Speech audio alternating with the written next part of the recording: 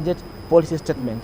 The budget committee now, as these committees are doing their own work, the budget committee goes out there, pursuant to Article 221, subsection 5 of the Constitution, that requires Parliament to go to the public and seek views with regard to the budget for 2025-2026. Those views were taken by the budget committee, and indeed, some of the recommendations made in here are actually from the public. You know why I'm laughing? That reminds me of an outcry that we have had from outside. While we're still on that point, that is it true that Parliament, once they come out here and seek for our opinion or views with regards to budget, do they even take into consideration our views? Maybe you can come to us. Actually, they do. A couple of actually amendments from education, from health, were actually, triggered by the public. Like UHC, you know, we didn't have money for UHC workers. Parliament has added another 5 billion or so, in the budget now. So indeed, we take into account those. So actually, the demonstrations outside Parliament actually helped. It does by there sometimes. Okay. Yes. So now we have gotten to the stage of public hearings. So Parliament, the budget committee took the views, and then together with the various chairs of those committees, we sat down and now did a budget and appropriation committee reports, which has a host of amendments, proposals from the public, plus those from now, the views of the MDS through the relevant committees of the House. That was around May. May, yes. Yesterday now, the same report was put before the House, and we did something called Committee of Supply. Now, Committee of Supply basically means that the House is supplying resources on behalf of the Kenyan people, through their elected representatives. So they vote every program. Is actually a question is put on health, specific programs. Actually, they put a question on each of those programs and the votes. What do you mean when you say programs?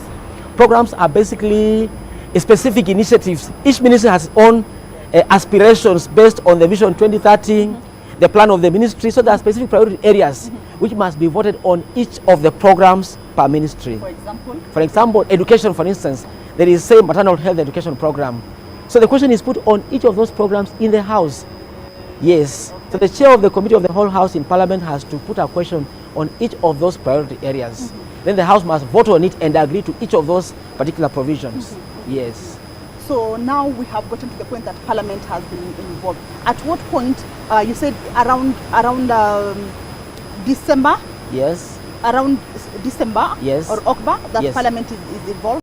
From February. From February, yes. Is when Parliament starts is fully involved. I want us to understand what comes from Treasury. Is it what is cast on stone for Parliament, or there is room for improvement, room for amendments, room for additions and subtractions? Yes. You know, the current paradigm shift post-2010 Constitution, it gives powers to Parliament to make budget. So basically from 2010 onwards, Parliament is a budget-making body, as it were.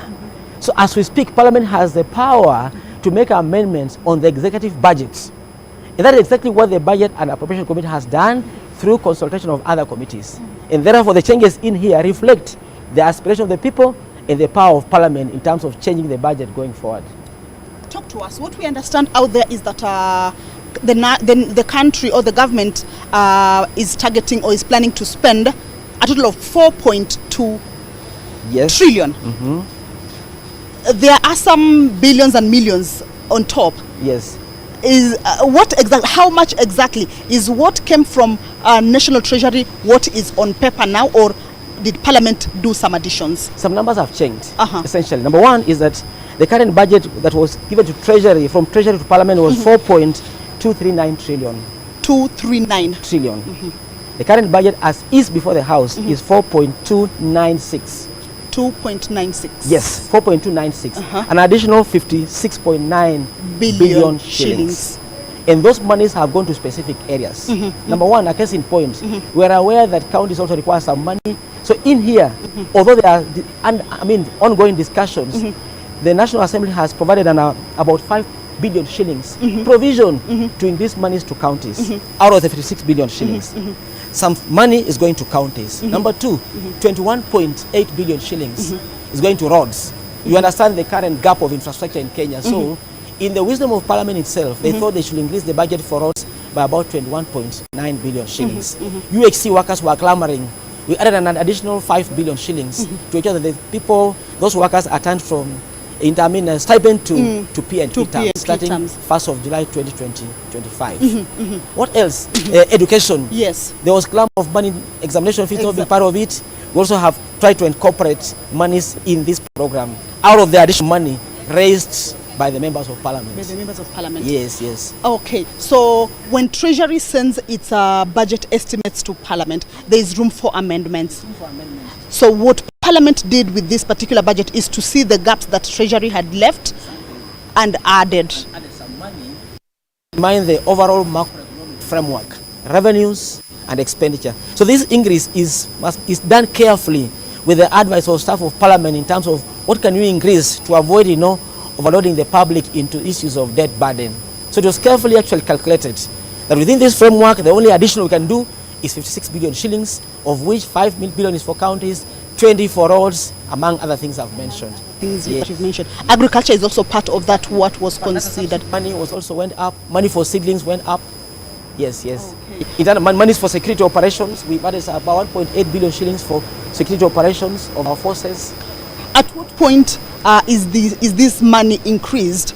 Is it at the budget, when the Budget and Appropriations Committee is having its meeting, then they come and write a report? Because we saw the the chair of Budget and Appropriations Committee present its report from the committee. Where is this money increased? At what point? Is it at that point, or when you consider it at the committee of supply stage, or where? Maybe number one, that the various committees of the House, Transport Committee, Health Committee, do their own reallocations and make proposals of gaps. The starting point is that the Budget Committee is not an initiative in itself. They get reports from committees. Upon receipt of those committees, they sit down with the chairs and say, you know what, I think your reallocations are okay, but over and above, we think this area is not sufficiently funded. And therefore, if we raise new money, we put in the following areas. So it's fairly collaborative. One, at committee level. But the last decision is now made by the Budget and Appropriations Committee, which tables the report before the House. That report, because of the new paradigm shift, you must supply money, because Kenyans are represented by members of Parliament, and that's why you keep voting on each of the programs. You must put the question, and the question must be agreed to, that are moving money from this area to this area. The House must agree. So Committee of Supply was finished yesterday, which now allows, it's like you're supplying money for spending agencies. On the other hand, of course, now that money must be financed. Then you will see now, this afternoon or perhaps tomorrow, yes, you'll see the chair of Finance Committee tabling the Finance Committee report, which is like a committee of ways and means of raising money, right? Yes. But the uniqueness of this year is that, in my view, we don't see much changes in taxes. You don't see much changes in taxes. I have heard that from the National Treasury CS, indicating that. We shall come to that a bit later. Let me just get this clarification. Are there any changes or amendments that were done for various ministries in terms of allocation during the Committee of Supply stage? Yes, yes, yes. That was yesterday? Yesterday, yes. The money for roads was amended. We did provide money for dryers, because post-harvest losses were actually so huge, so money was also put in during the Committee of Supply. We added money for roads of 21.8 billion shillings. We also did what? We also added money for security. Yes, security sector also was added. So during the Committee of Supply, members did agree with the Budget Committee report that indeed these areas were insufficiently funded, and therefore we added those monies yesterday. All right, so this afternoon, as the CS for Treasury comes to present the budget highlights, it will be the amount that has 59 billion on top. Exactly. Okay. The budget highlights by the CS Treasury is consistent with the House resolution. And I think it's basically he just wants to inform the public of the next path for 25-26 going forward in view of the changes made by the Budget Committee and the House through the Committee of Supply. Okay. Yes. Now we understand, like you said, that that's just the budget highlights. It's like you set aside some planning in your house, and you're like, I need this money to buy this, yeah? Where will you get the money? So we understand that budget also goes hand in hand with the finance bill. So when are we likely to see, or is the speech for the CS this afternoon likely to contain revenue raising measures? Yes, and I wanted to say actually that if the Budget Committee is doing expenditure, the Finance and Planning Committee of the National Assembly was also doing the revenue raising aspects. Remember, the finance bill came in April as well. They've gone around the country trying to collect views in terms of the extent to which the finance bill was burdensome or not. The report in itself contains a host of proposals which must be in line with what the CS is going to read this afternoon. That you know what they propose to do, make sure there is proper tax administration, get to tax people who are below, underground economy and so on. So those proposals by the CS this afternoon are going to be broadly in line with the report of the Finance Committee, which is also likely to be tabled today or perhaps on Tuesday. Yes. Now we are at we are looking at the finance bill, and I'm sure so many people would like to understand. Like you said, it's a bit slow or a bit down in terms of adding new taxes. Yes, yes. So if we are not going to put more taxes, from where you sit, how is the government going to raise revenues? It's money for the next financial year. Which are the areas that it's likely to target? Yes. I want to take you back. This is very unique. 2025-26 is a unique financial year in the sense that for the first time in the history of Kenya, that the revenue forecast underpinning the budget policy statement it was higher than what is contained in the budget for 25-26. Okay. Why? Because I think Treasury in their own wisdom realized that they've been over-projecting revenues every year, year in, year out. Year out, and then they do not the actual outcome is not met. Yes. So basically, you realize that the revenues is a shortfall. Parliament itself did accept that indeed this time around, let's have a lower revenue base. And my imagination is that the finance bill for 2025-26 is basically geared towards improving tax administration. Okay. So, just basically focusing on the current existing taxes and now trying to get more from the population by improving efficiency of collections, leveraging ICT in everything. That's the point. Okay. So I don't expect the current finance bill before the House by the Finance Committee to have far-reaching measures in terms of tax. I doubt. Maybe just allow me to put you on the spot on this one. Perhaps you have even had it out there that much as the finance bill does not directly indicate that there are taxes that will be increased. Yes. We have other laws. Yes. Kuna miswada sheria zingine that chini ya maji introducing the laws that will come for the mwananchi in terms of taxations. Do you agree with that? I beg to differ. I myself have gone through a finance bill where we advised Parliament, and I can tell you for sure, the only thing that we have done basically is, remember, there's something called tax expenditure. The amount of revenue loss through exemptions is so huge. It's 2% of GDP, is about 400 billion shillings. So every year we lose about 400 billion shillings on tax expenditure. And those expenditures are not passed over to mwananchi. So what the bill has done is to remove a few of the items from exempt to zero rating, from zero rating to vertable. Okay. Yes. Exempting to or zero rating or exempting to zero rating, but there's one maybe you exempt here, but you do a 16% VAT on the other one. So you've exempted on this side. Yes. Or you've removed, let's say if it's excise duty, but again there's the VAT that is has been increased on that side. Do we have such kind of laws? I doubt. The other issue that has been raised, again, maybe you can also help us understand, is that the manufacturer has been targeted in terms of from the manufacturing sectors, but then at the end of the day, the consumer will bear the brunt. Yes. Is that part of...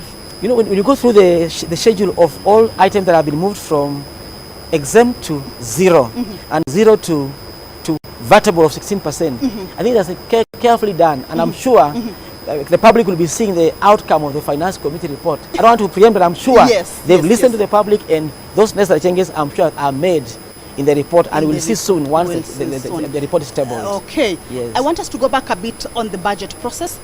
Today, the CS is coming to present the budget highlights. When are we how does it work together with the appropriations bill? At what point are we likely to see the introduction of the appropriations bill? Yes. The current system, the role of the CS Treasury is to come and inform the public on the policy priorities of government for the next year, which is 25-26.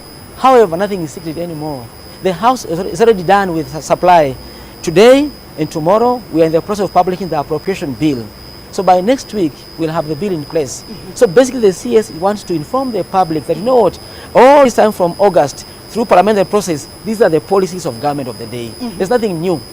Unlike before, where, you know, he used to come with a briefcase pre-2010, he will hide, people will even hoard things, you know. The transparency around the budget is very clear under Article 201. Under Article 201 of the Constitution. Yes. I would also like to understand, or maybe we can help our viewer also understand in terms of, we have the Committee of Supply, which you've said has supply. Then we come back and look at the Appropriations Bill. Yes. Appropriation, supply, maybe you can try and the link. Under the link so between the two. So the House, once the House supplies resources through a House resolution, that resolution is taken back to back and is legislated by now, publishing the bill. So when you take the Committee of Supply report of the House, compare with the bill, it is back to back. So basically the supply resolutions are now legislated by passing appropriation bill for 2025-2026, which is required to be passed, to be signed by law on or before end of this month. End of this month. End of this month. That will also help in that. Actually, that is what will be the framework for appropriating the monies. Exactly. So the monies that will be appropriated is what we have already seen. For instance, we understand the report of the budget committee had indicated that, let's say for the examination, 5.1 billion, 5.9 billion. Yes. So that one is already there. Yes. So when it comes to appropriation now, we're like, this money. You'll see. It's going for this purpose. All right. Exactly. Okay. Exactly. Okay. And the CMS twin between the budget committee and the finance committee, and that's why perhaps today or Tuesday, the finance committee must be able to table its report, because they are raising money. So once the two documents must be tabled nearly together to see how the figures are balancing. In the event the finance committee has far-reaching consequences of reducing the revenues, then we have no choice other than revising the same figures in the appropriation bill. Yes. Let's talk about the two bills, appropriation bill and finance bill. Yes. Appropriation is supposed to be done by the end, before the end of this month. Yes. Finance bill is around September. We need to be... No. The new law requires that you pass the finance bill and appropriation bill on or before end of June every specific year. What are we likely to see happening in the National Assembly next week with regards to those two bills? Number one, next bill, of course, next week, we will suggest that perhaps they start with the finance bill, look at the host of measures proposed by the finance committee, pass it, right? We see the revenue impact, then now subsequently pass the appropriation bill. Okay. So in our view, the appropriation bill must come after the finance bill. But surprisingly, remember I said that unlike before, the total revenue yield in this finance bill, the way I look at the numbers, I don't see anything more than 20 billion. More than 20 billion. And that's why I'm saying that unlike before, where we used to raise 200 billion shillings, this finance bill is just about cleaning up and making tax administration easy to implement, the digital economy, you know, the underground economy, people who have... We'll take your word, but when we see things different out there, of course, we shall come back to the platform and say, why did you not tell us exactly what was going to happen? I think history will prove me right. All right. Yes. Okay, we hope so. Maybe as we wind up, we have also seen that government is planning to reduce on external borrowing and more of internal borrowing. Maybe you could just kindly explain to us exactly how that will work with the manufacturing sector and all the other sectors, or even investors in the country. Yeah, the intention of government is to reduce, both domestic and external borrowing. And I'll say this, the current deficit in the budget is 4.7% compared to 5.6% for 24-25. So there is a slowdown of deficit, meaning that they are trying as much as possible to reduce borrowing in general, right? However, given the external environment as we speak, Treasury has carefully perhaps, considered the external environment against domestic environment, and the numbers is about 60% domestic, 40% external. But I think over the medium term, the intention is to reduce domestic borrowing slightly up to the next 3 years. You see slowing down, because when you borrow so much in the market, probably sometimes it chokes the private sector in terms of getting the same resources they are competing with. Okay. So you look at the tables in the medium term, there is a slightly slowdown of domestic borrowing. Yeah. Okay. Ideally relying on revenue mobilization in the long run. That should be the only recourse for this country. Okay, we shall leave it at that now.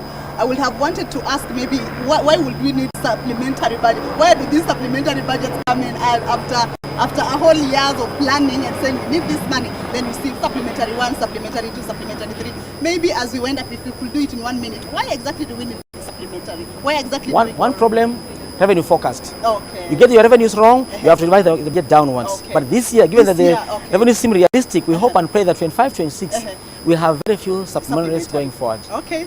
Thank you so much, Dr. Masinde, for the insights. Actually, I have learned a lot, and I've actually, I can be an expert now. Maybe if you could do an interview on me to try and explain to you on that. But that has been Dr. Masinde, the Director, Parliamentary Budget Office, of course, giving us the insights into the budget process, what we're expecting this afternoon, what it means for the country, as well as what comes next. Finance bill is coming next week, so we shall be here to try and see how all that is taking place. But again, we will understand that the process has not, where we are right now, we are going to see the budget highlights from the CS National Treasury. And as Dr. Masinde has indicated, it's a process that has been on for a whole year, from August last year all the way to now, and we are not done yet because we still need the appropriations bill and we also need the finance bill for the whole process of the 2025-2026 financial year to be done. So what we're expecting to see this afternoon is to understand more from the CS, and of course to be able to understand how the revenue raising measures are. But of course we understand that the budget process has been done by the National Treasury alone. National Treasury has been working hand in hand with the Parliament, specifically National Assembly. And of course, we understand that there are a number of committees. One of the most crucial committees in this particular budget process is the Budget and Appropriations Committee. And I will be joined in a few minutes. I will be joined by the chairperson, Budget and Appropriations Committee, Honorable Samuel Atandi, who will of course shed more light to us on exactly what changes or amendments they made from the budget estimates that came from the National Treasury. Remember, what we have heard from Dr. Masinde is that there were amendments, there were additions of some money. So we want to understand exactly how did they come about with this, why they felt it was important, and how they will, or rather, did they also try to consult? Were there consultations with National Treasury, or what came from National Treasury got some amendments from the National Assembly and that was final? Or how are they working hand in hand with the National Treasury? Remember, this is a unique production that we are doing for you from the Parliament buildings as we await for the budget highlights from the CS Treasury and National Planning. This is the maiden, or if you like, the inaugural budget by the Honorable CS John Mbadi. This will be his inaugural budget highlights that he'll be making in Parliament. How different will it be? Of course, we have already heard how different it is. So allow me now to bring on board the Chair, Budget and Appropriations Committee, Honorable Samuel Atandi. How are you? Good afternoon. Good afternoon. Shukran sana for joining us here. Thank you very much. This is our own unique bench here at Parliament. Thank you. All right. So maybe to start us off, how easy was it for you as a committee, perhaps, to consider the budget 2025-2026? Thank you. Thank you very much. First of all, let me thank you for giving me the opportunity to speak to you on the budget process. I've been in budget committee since I joined Parliament in 2017.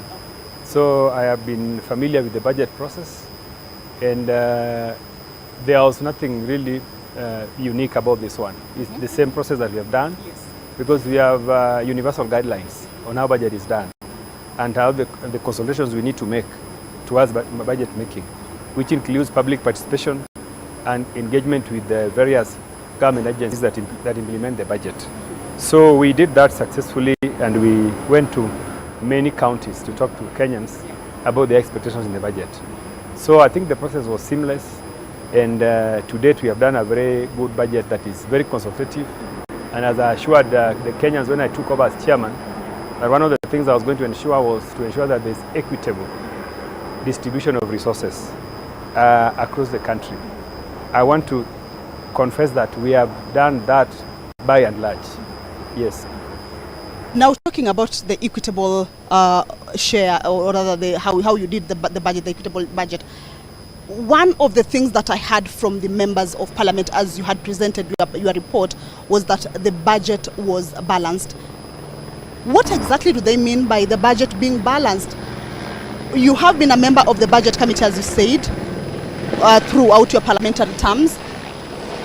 When they say the budget is balanced, where were we going wrong initially, and how is it balanced now?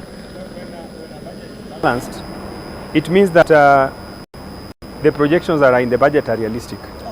For example, one of the areas that affect our budget making process is that we normally do not project revenues accurately. Sometimes we say we are going to collect, let's say, 2.5 trillion, but in the end we collect less. So this time around, I think we have been more realistic about our revenue projections. Normally, Treasury projects their revenues, but we also, as in-house, Parliament in-house, we have our own consultants, experts. The Parliamentary Budget Office consists of many fiscal analysts and economists who also basically can write the whole budget on their own. So when they look at the economy, they also make their own projections. For the first time, Treasury has projected revenue less than what we have projected. In the past, normally, Treasury would project revenues at a certain position. Then when the report comes, our own parliamentary team says, that is over projection. But for the first time, what Treasury projected is less than what we projected. So, and normally, our projection is always accurate. What we project as Parliamentary Budget Office, in the end, is what normally KRA collects. So we think that the budget is balanced because it is falling within our realistic projections of revenue. Yes. You say what Parliament projects is what KRA collects? In most cases, what Parliamentary Budget Office projects, in the end, is what normally KRA collects. KRA collects. But in the past, Treasury projects higher than what KRA normally can achieve. Okay. Yeah. Okay. So what are the projections for this year? Maybe for the benefit of our viewer. Yeah, Treasury projected in terms of ordinary revenue, Treasury projected 2.74 trillion. Yes. But Parliamentary Budget Office projected 2.77 trillion. So you see, it's less. It's less. Yes. So we think that that is fair and realistic projection. And that is what we shall go by, or the government shall go by. So budget making is the work of Parliament. When what Treasury brings to us are just proposals. Yeah. So it is now what we present. That is now what is the budget. So, but the proposals from Treasury are what forms our benchmark for budget making. So we did not tamper with it much. From what Treasury projected, we increased the final report by about 10 billion. Okay. Upwards in terms of revenue. In terms of revenue. Yes. Perhaps. So, which figures is the Cabinet Secretary for Treasury this afternoon going by? Is going by our figure. Because which is our budget. Yeah. Remember, we went through the budget and tabled our budget. Yes. Which we went through up to yesterday, but we did Committee of Supply. Yes. Now that is the report that he's going with. Because that is the actual report, that is the budget. He cannot come with a budget which is not in our report. Because if he makes a proclamation about an expenditure, and it does not into account what we have done as Parliament, then that cannot work. So what is coming to highlight is the budget that we have done as Budget Committee and we have passed on the floor of the House. And at what point did you decide that this money has to be added? If the estimates that came from National Treasury were a bit lower and National Assembly amended or committee amended and raised it, what informs that particular amendment? The other pressing budgetary needs. When Treasury brings their budget to us, we also go out and talk to Kenyans talk to many other players, including government agencies and departments. And then we look at other pressing needs that may have not been captured in the proposals of Treasury. Okay. Now we have to find a way of how we can address them. Like, for example, remember when the Treasury estimates came before us, they did not factor in examination fee. And when we spoke to Kenyans told us that is something that they would like to have in the budget. So as Parliament, we have to find a way of appropriating resources for that particular one. Also, you saw health workers were on the streets. Yes. And they came here several times. Several times, yes. So again, as a listening Parliament, we had to do something. So we have to find a way of raising more revenue within the scope, within the framework, to address some of those challenging needs that may have not been captured in the Treasury proposals. Yes. Yeah, actually that reminds me of the concerns that Kenyans usually have out there when the committees of National Assembly or Parliament do public participation, and then at the end of the day, we ask ourselves, have our views, have our opinions been actually considered? But what we've told us actually shows that which specific areas maybe saw the additions or received maybe the additions in the budget? Largely across the board. Okay. We had additions in the infrastructure. There are some areas we went to, we found a need for certain projects, infrastructure support like in roads, that we could not wait. So we added money in the road sector, in the health sector, in the agriculture sector. Yeah, like when we went to Rift Valley, for instance, and even Nyanza and Western, most farmers, they want to diversify. They want to move from traditional crops they have been doing. They want to go to coffee and other areas. So we consider that we need to support those initiatives, so that those farmers can be able to go start doing projects that are crops that are profitable. Then, of course, when we dealt with other things like land, you know, you have seen a lot of land crisis in the country, where people are fighting for settlement schemes. So we also listened to them and said, let's allow Kenyans to settle. Let's look for money and provide for those votes. So we did the balancing across the board. Okay, that makes sense. That makes sense. So we are looking at a budget of 4.2 trillion. Yes. And the additions that you put, because it was, so we can just say it's the 4.2. Is what makes it 4.2 trillion. 4.2 trillion. Yes. Last year was about 3.9 trillion. We started at 3.9 trillion when we, after the Gen Z protest. Yes. You know, the budget came down to 3.9 trillion. Yes. But you know, we have been doing, subsequently, we have been doing supplementary estimates. Yes. So largely, by the end of this year, our budget would probably be about around 4.1. Okay. If you look at the totality of the budget, including the supplementary estimates which we have done, the budget has substantially grown to about 4.1 trillion. So if you look at that, where we are going to close the year on 30th of June, vis-a-vis where we are starting, the difference is not very much. It's not very much. Margin is very small. But again, we also need to take much concern on also the budget ceiling. I don't know whether this one you are a bit keen on, also not to go too high. We have already surpassed. But again, how do we go about it? Yes, we were very keen. In order to start the budget off at 4.2 trillion, there are so many things that we have to cut off. Yes. Like, you know, unnecessary expenditures, including travelings. We have addressed that. We have looked at the budget in totality and tried to remove all those unnecessary expenditures. We wanted to focus more on development vote, because as you have seen, development vote as presented by Treasury was about 707 billion, but the final report is about 721 billion.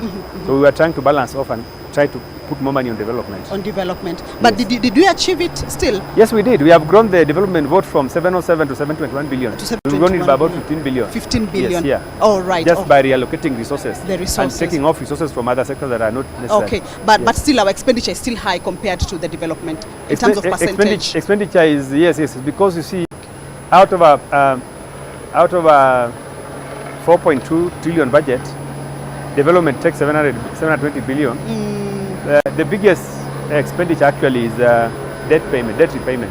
Because interest on debt alone is about 1 trillion. Okay. So that's the biggest problem actually. That's the biggest problem. Yeah, in the budget. Okay, so now we talk about debt, and I understand that you now want to reduce external borrowing. This particular next financial year, the budget targets to reduce on external borrowing and focus more on domestic borrowing. Is that the case? I don't think that's the focus. The fiscal deficit of about 867 billion will borrow about 500 billion locally and 277 billion externally. It does not mean that we are focusing on local domestic borrowing. We are just balancing the debt portfolio, because you cannot have a debt portfolio where you are borrowing everything from external. External could have some challenging factors. Because I'm looking at it from the angle or from the point of, if we do external borrowing and we go the concessional way, and again we realize, one of commercial or concession, maybe we can try and one of it has the higher interest, and we are now dealing with debt repayment, which has taken much of our expenditure. Are we coming locally? Are we doing domestic, so to try and go out of that? Also, there are two types of loans. There's multilateral and bilateral. Yes. Most of the countries that are supporting us, like US, basically through World Bank and China, they are also facing their own challenges. So they may not be able to give us resources that we need. The other option left is commercial loans. Commercial loans are very expensive. It's the problem we're having. The composition of our loan is such that commercial loans are so high. Okay. So we want to avoid commercial loans. All right. In as much as we can. Because if the room provided by World Bank may not be enough to satisfy, our local. In fact, if you look at our projections, our estimates, we are not projecting anything to collect any, to get any loan from IMF. Okay, really? Okay. So there will be a balancing act. And we think that our economy can support 500 billion borrowing. All right, yes. Okay. So that maybe to our last question is with regards to the budget as you have it and the revenue raising measures. You work hand in hand with the finance committee. Yes, yes. Questions out there is, with this budget and with the revenue raising measures, how is it going to affect Kenyans? Are we likely to see new taxes? Yes, I know that there is a lot of misinformation about the finance bill. Yes. What we must highlight and emphasize is that this finance bill, which is coming up, has not affected taxes, largely has not affected taxes. If you are in employment, your pay is not going up. Yeah. If you are in business, we are not increasing VAT anywhere.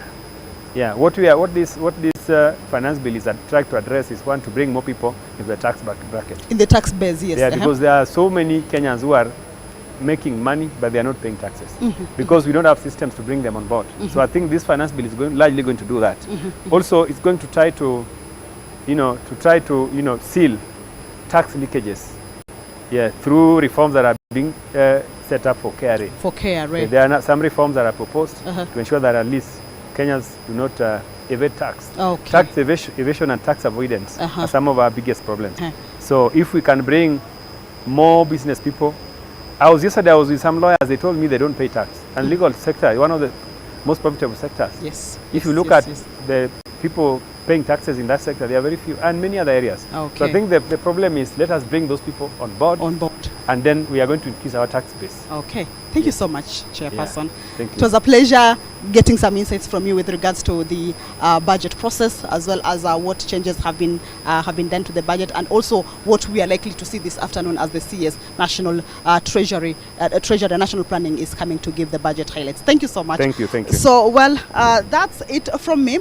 My colleague Gladys Mungai is standing by, just about to join me. Of course, this conversation continues. Remember, it's a day that has been set aside for you to be able to understand the budget process, the highlights, what's in for you, the appropriations bill, finance bill, and all the rest. So for now, it's bye from me. My name is Kamche Menza, but I want to engage my colleague Gladys Mungai first before I leave the set for her. Hi, Madam Boss Lady. Karibu sana. This is our bench, our parliament. You see the garden. How do you feel the sun? Yeah, sure. Yeah, this sun is absolutely amazing. It's a beautiful day, a day when Kenyans expect to see and to hear what the new, I'm still going to call him new, even though he has served for a number of months in the Treasury docket. He is the first cabinet secretary who happens to hail from Nyanza region, and this is a cabinet secretary who has brought out his stand against introduction of new taxes and increase of taxes. So I think among Kenyans, we are waiting to see what the cabinet secretary for the National Treasury will be telling Kenyans about the issue of taxes and revenue raising measures. So basically, right now, I think I need to be stepping out to give you the set for you, to leave the set for you. It has been a pleasure to host the two experts on matters budget and parliament. But for now, my name is Kamche Menza. I will be leaving you with this beautiful lady, my colleague Gladys Mungai, to take over as we try to make you understand what exactly entails in the budget process. Bye-bye for now.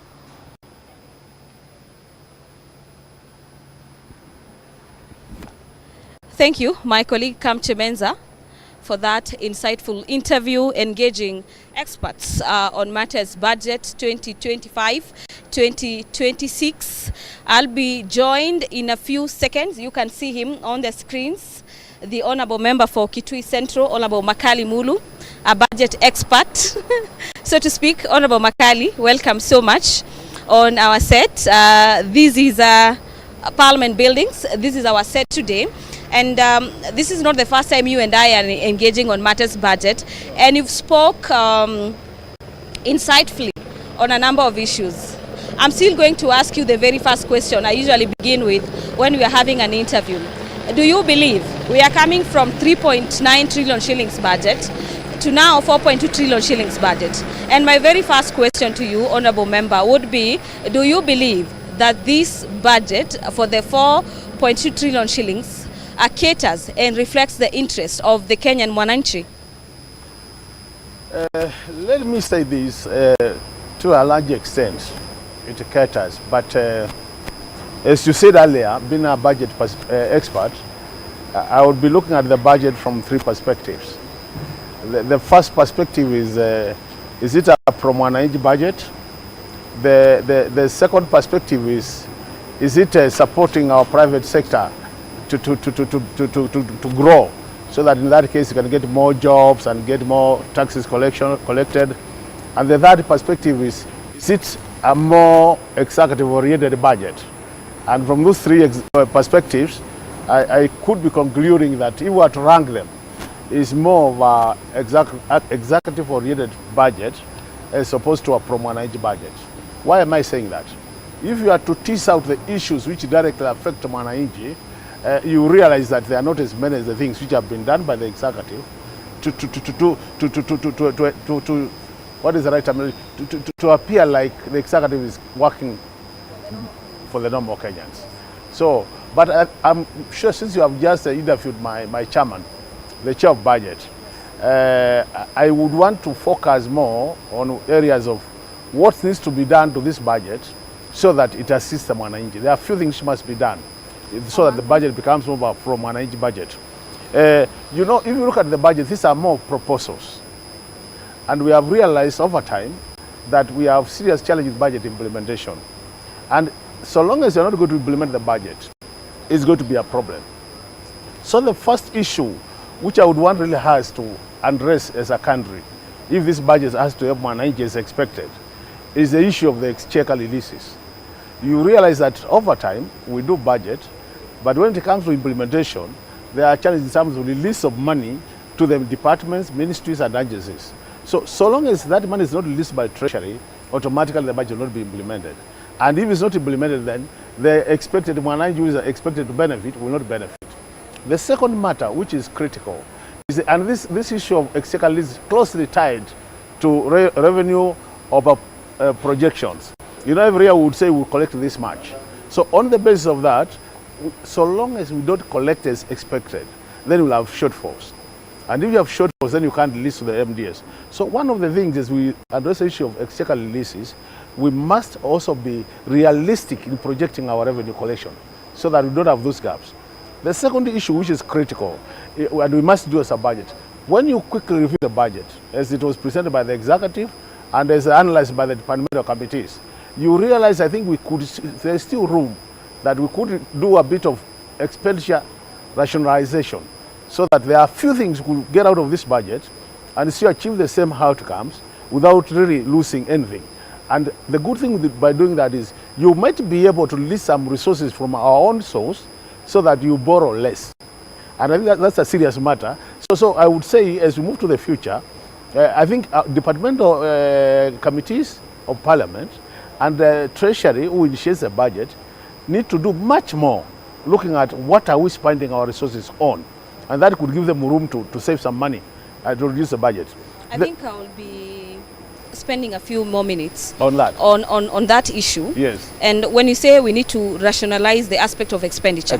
We've had a situation where we have monies coming through supplementaries 1, 2, and 3, yes, and the overall budget. Yes. But we've been having various state agencies saying that yes, a chunk of the allocation is going to salaries, yes, and there is very little for yes, development. Yes. How then do we bridge the gap between ensuring that we are catering for the services that they are paid, the services of those offering services, the employees and everything else. And at the same time, the normal Kenyan does not suffer in terms of delivery of services being hindered by the aspect of underdevelopment. Exactly what you have said is what the problem is. That when you are, like now if you go to the budget, you realize we have about 700 billion targeted to development. But I can tell you for sure, by the time we hit the second or third supplementary of this financial year, we'll have reduced that amount to about 400 billion. And these are the challenges that when you are budgeting, you are very clear where you want to go. But as you implement, because of the challenges of not raising the adequate revenue, then you start bringing development back. And the area which suffers most has always been development. And what we forget is, so long as you don't do development, then you don't grow the cake. And that's why you see over time, our fiscal space keeps on shrinking and shrinking. And I think we need a situation where this thing we call fiscal consolidation, I think we need to take it more serious than we are doing. Because over time you realize we keep on, because what has happened, any time we are not able to raise enough money, we borrow more.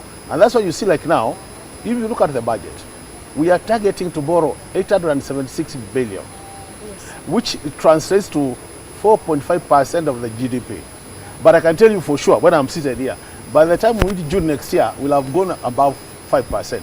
Meaning, we'll be borrowing more because you're not collecting more. And that's why I was saying, we need to be more realistic in terms of what can we collect, so that even as we budget on the basis of what we have.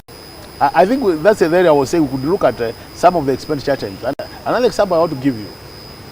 For example, the Auditor General, when we are doing the budgets, he did indicate to us that for the last 3 years, Kenya has spent about 6 billion paying commitment fee. And for this particular year, as at now, 2024-2025, we have paid 700 million commitment fee. Commitment fee, Gladys, is money where you have taken loans and you are not drawing the money, the loan. So long as you are not drawing that loan, because it's already committed to you, then you pay commitment fee because it cannot be given to somebody else. So you can see, for the last 11 months, we have done 700 million.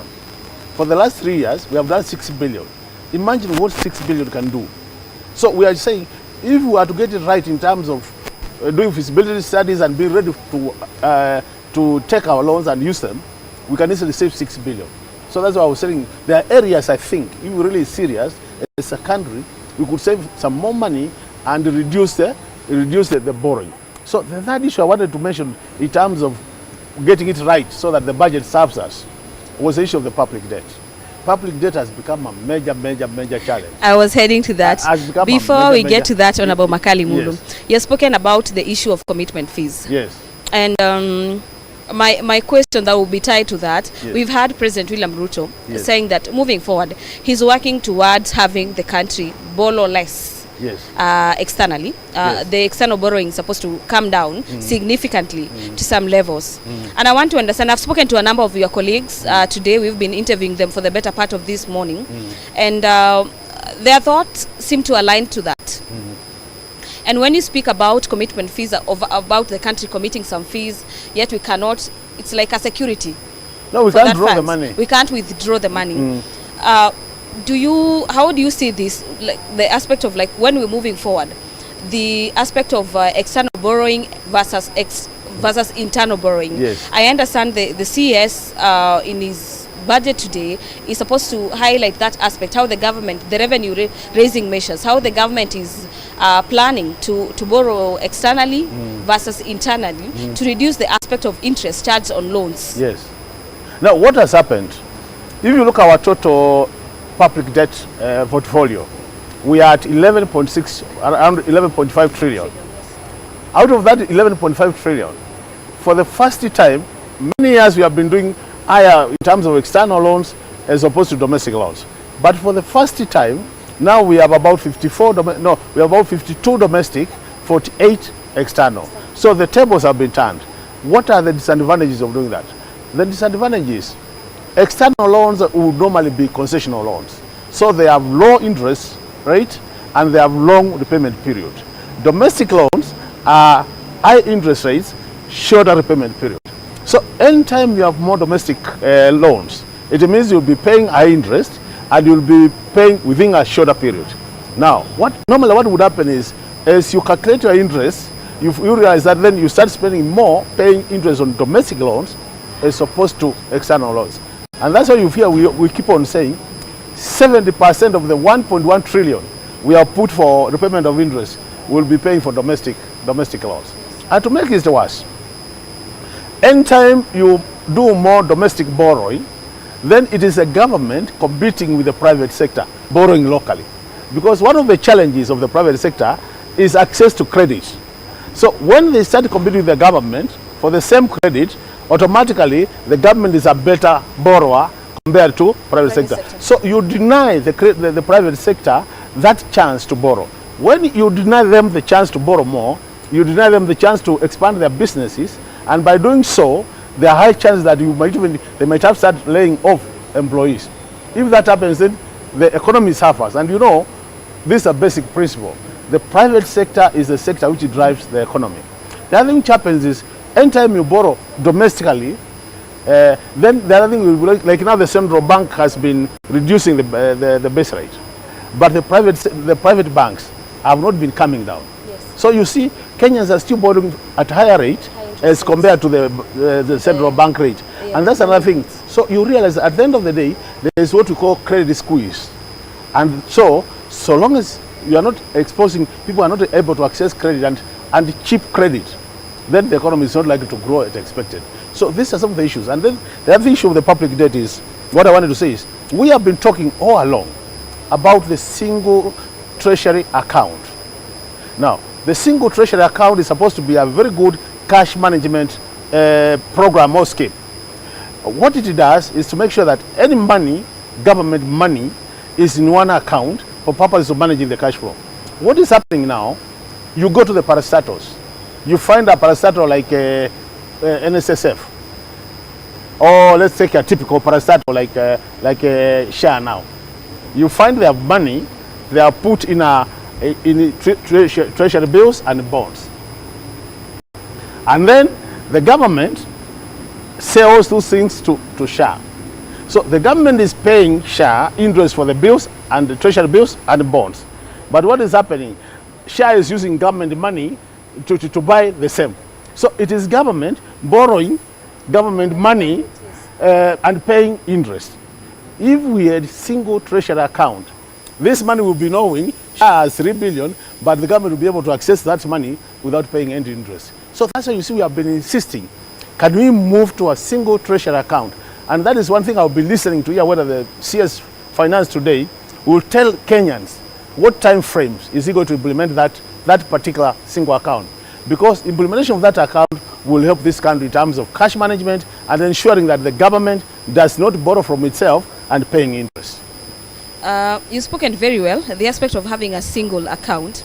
But then again, you've been in the budget committee for quite some time now. Yes, I would probably want to understand from you, or a normal Kenyan would want to understand from you, having this kind of thought, is it an idea you have fronted before, and what was the reception? If you look at our reports as a budget committee, and more so now, we have a committee called Public Debt and the Privatization Committee. If you look at our reports for the last 3-4 years, that matter of single account as single treasury account has been one of a constant recommendation from Parliament, and it is always adopted by Parliament. But implementation is where we have a challenge, and it's just not that one. We have made very good recommendations to do how we can improve our financial management as a country, but implementation is never done. And that's why we are thinking that now that Honorable Mbandi, who we have been championing these things together when he was in the House, and is now the CS Treasury, will take this opportunity and implement what we have always been championing for. Because from where we sit as experts in this area, these are things which can help the country manage our resources prudently, and at the end of the day, be able to push the economy up, and Kenyans will have more money in their pockets so that we grow everybody in Kenya. Honorable Makali, let's talk about the aspect of borrowing and the debt ceiling. Yes. We are currently at 11.5 trillion shillings. Yes. And I think moving forward for the next few years, before the economy recovers fully, yes, yes. and we are not in a situation where we need to borrow yes. from the big boys, yes. the IMF and yes. the African Development Bank. Yes. We need to ensure that our systems are working and everything else. So my question would be, how do we ensure that there is prudent usage of resources? Because as it's not a situation where the country does not have resources, but we encounter a situation where we have misuse of true. Public monies. How do we ensure that monies that end up in a few persons' pockets are used to finance key development agenda for the government? Glandis, what you have said is very correct, and this is not your statement. It's also, that statement is confirmed by the Auditor General, who has a constitutional mandate to look at the books and confirm where money is going. And the Auditor General has said about a third of our budget is either misapplied or misdirected. Implying we could easily have $1 trillion if we were to sort the issues of misapplication and misdirection. But what is happening is that we are not doing it. And that's the question you're asking. What can we do? There are a few things you can do. And I think the Auditor General said, every report of the Auditor General in this country has very clear recommendations on what needs to be done. That report comes to Parliament, and through the Public Accounts Committee, the reports are also adopted by Parliament. The same problem I was mentioning earlier, the problem of implementation.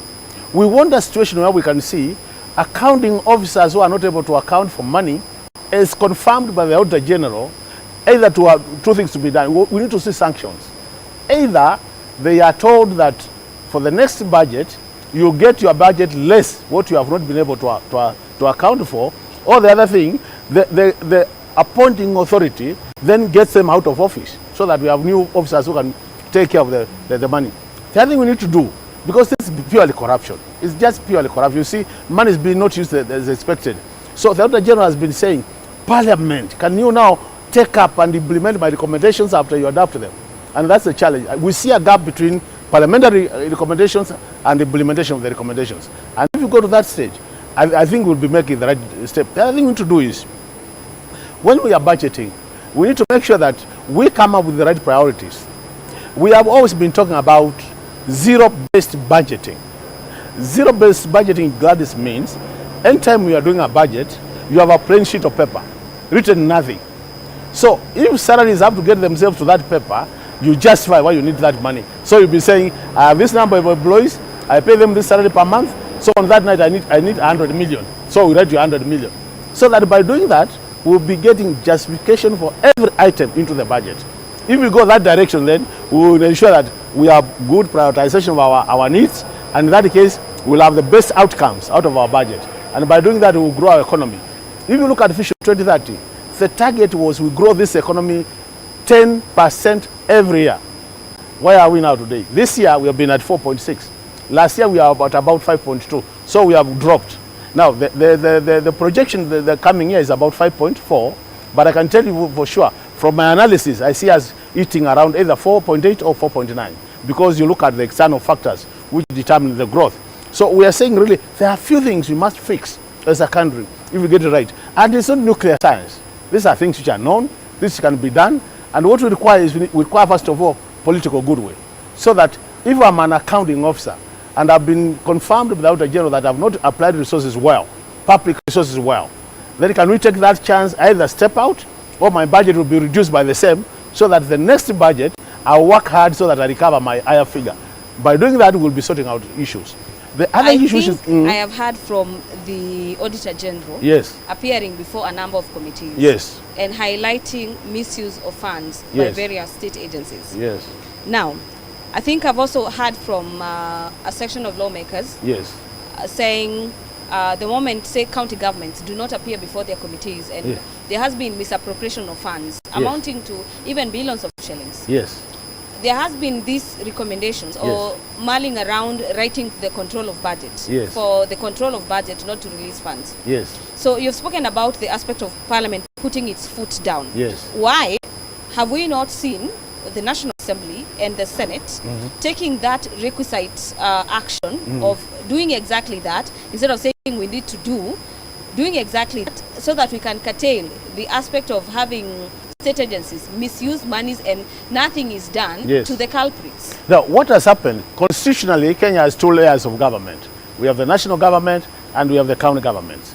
By design, the county government are supposed to be oversighted by the county assemblies, and the national government oversighted by the parliament, the national assembly.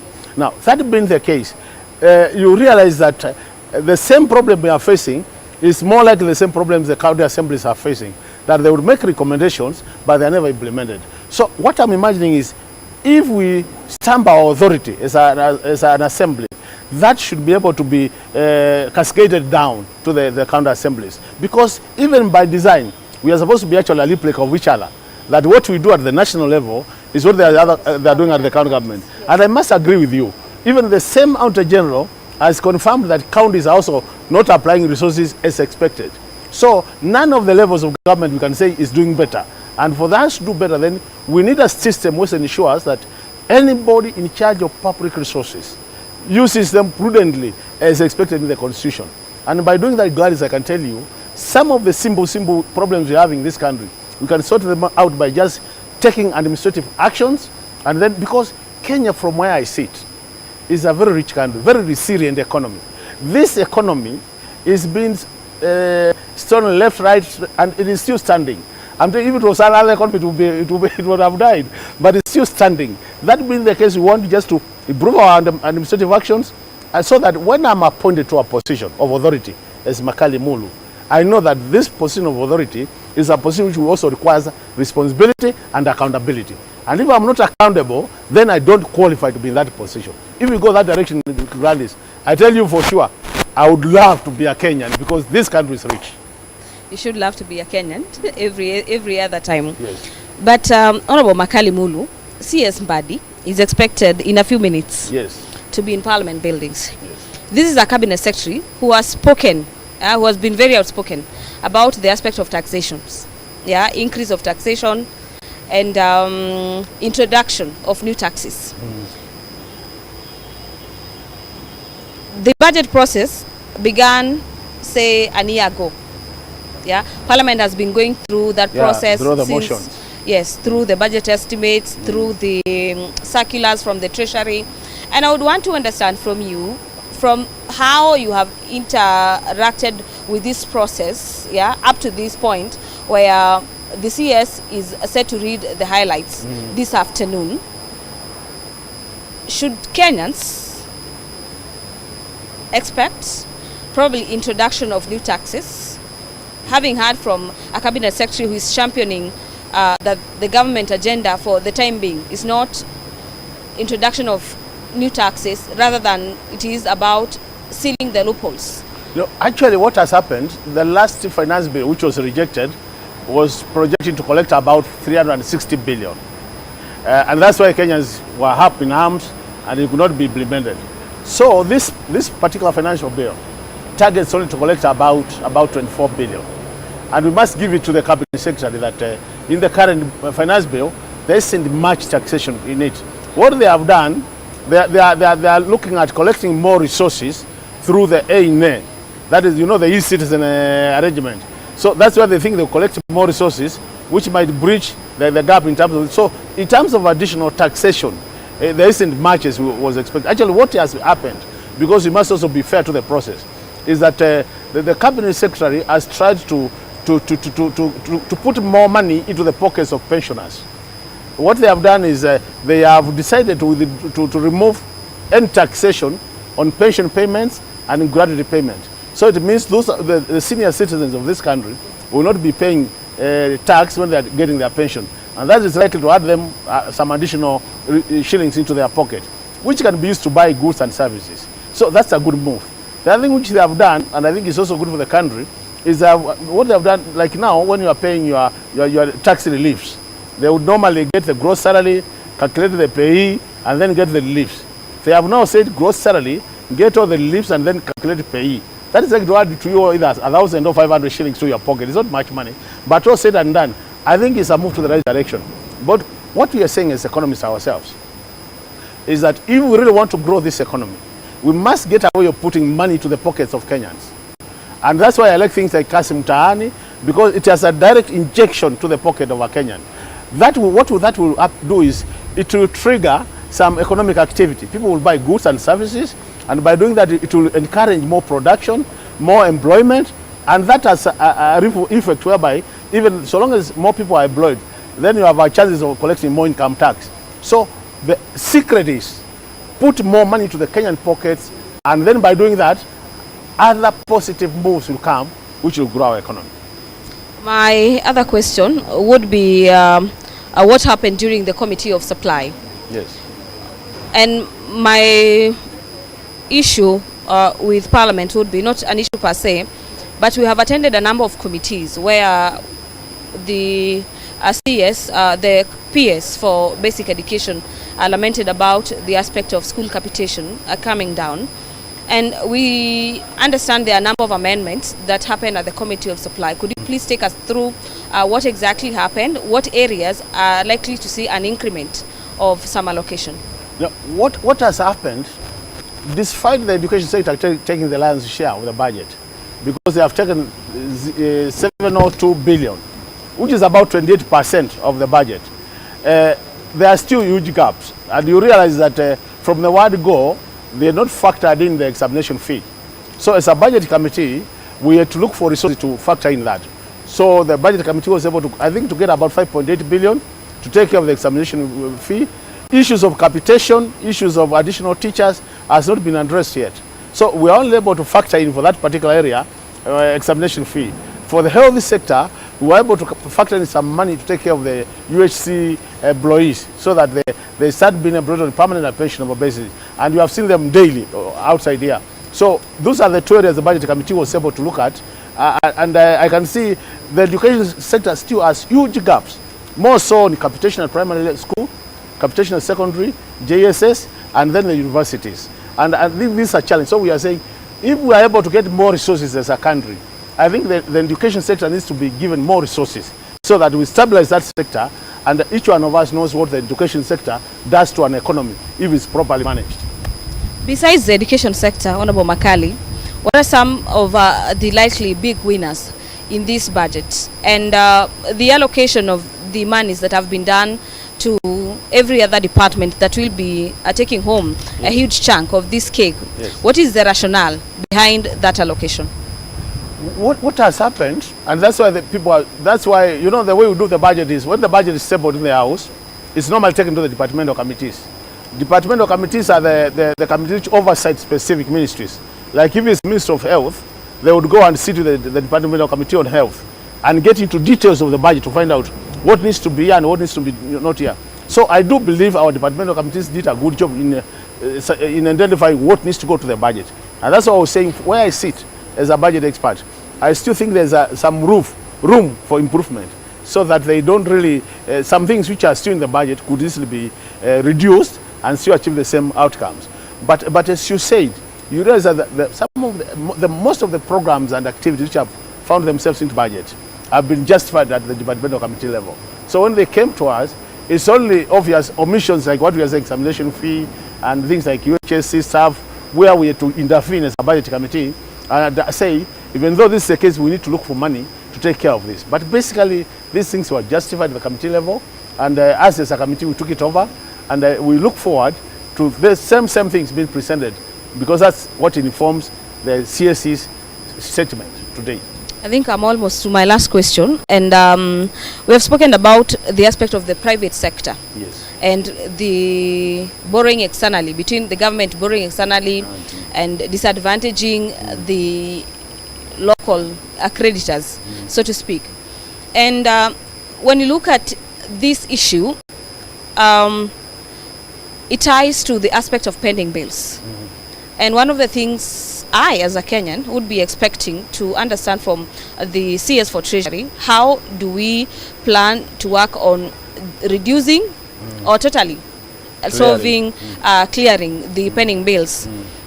So what is your expectation? And probably from having come from a critical committee, do you probably have some insights on how we need to address this issue, bearing in mind that a majority of business owners are choking when it comes to the aspect of pending bills, because you do business, but you cannot do the next business because your previous funds have not been settled. How do we need to address that as a country? No, this is what I want to say. Basically, the issue of pending bills is a big issue in this country.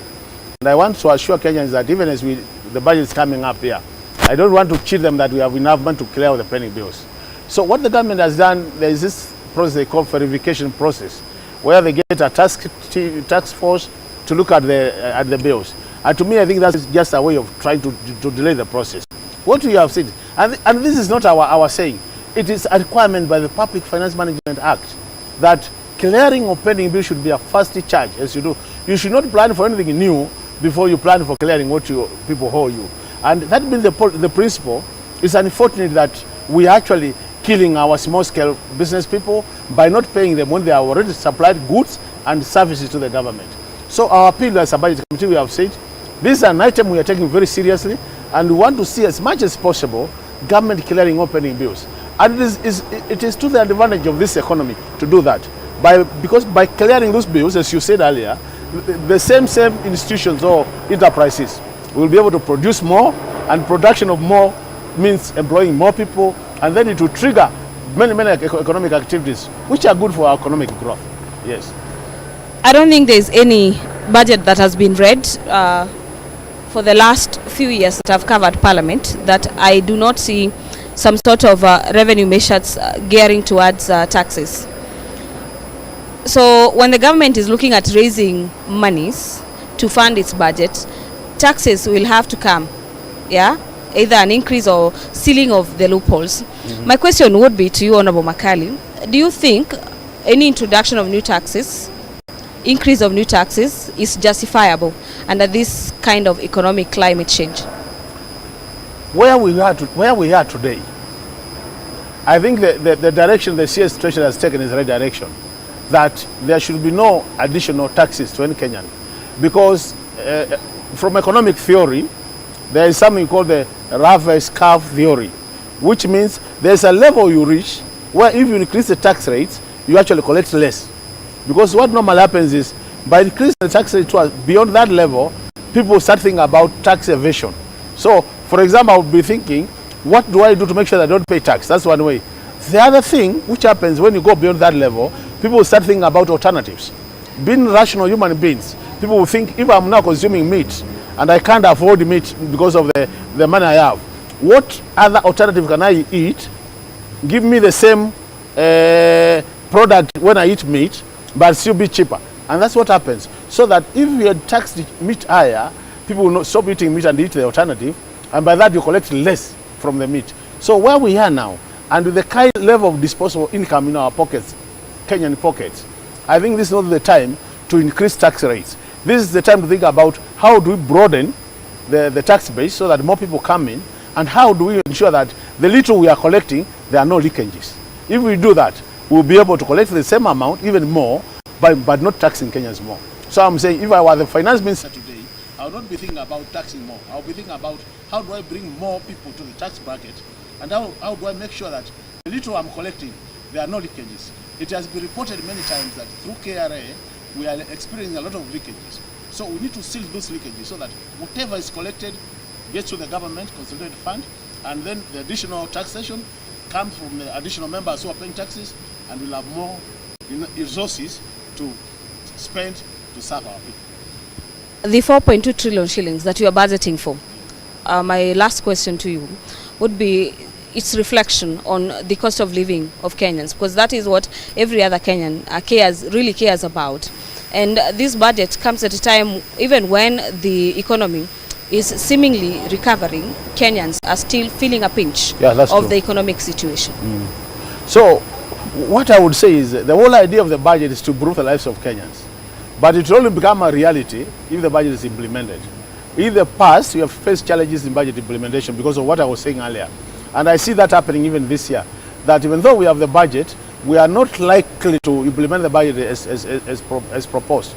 There is this Article 223, which has become a nuisance in this country, where we get the government spending money before coming to Parliament. And it has become a major, that's another area I wish we could improve on, so that we spend the budget as planned and approved by the House. By doing that, then we'll be able to deliver to Kenyans what we have planned. But if we address the things I was saying earlier, so that we implement the budget, I can assure you, Gladys, this budget... This being his inaugural budget, the country will be waiting to see what the CS for the National Treasury has in store for the country in regards to the budget and basically the revenue raising measures and loopholes that the country is seeking to seal to ensure the optimum collection of revenue. The budget for the financial year 2025-2026 by the CS for the National Treasury will feature a number of highlights. Among them is the aspect of economic performance, basically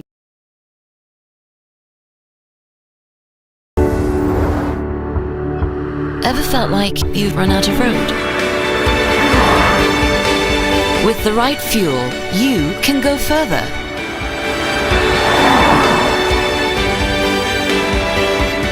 New and improved Shell Fuel Save now lasts up to 15 kilometers longer per tank, so you can drive further. Now that's truly better by far. A simple thumb trick discovered by NASA scientists could be the key to reversing memory decline. Here's how it works. You probably heard that as you age, your memory is bound to fade. Forgetting where you put your keys, struggling to recall names, and losing track of conversations, it's just something you have to accept, right? But what if I told you that's simply not true? What if I told you that a simple 10-second daily ritual could help sharpen your memory, restore crystal clear thinking, and protect your brain from decline without spending hours on brain games or taking expensive supplements? Sounds impossible, right? That's exactly what I thought too. Until I met my former professor, he was in his 80s, yet his mind was as sharp as ever. He could recall intricate details from decades ago, solve complex puzzles in seconds, and even remember every student's name. I had to know his secret. That's when he told me about a technique that activates a powerful memory protein in the brain, something Harvard and NASA scientists have been studying for years.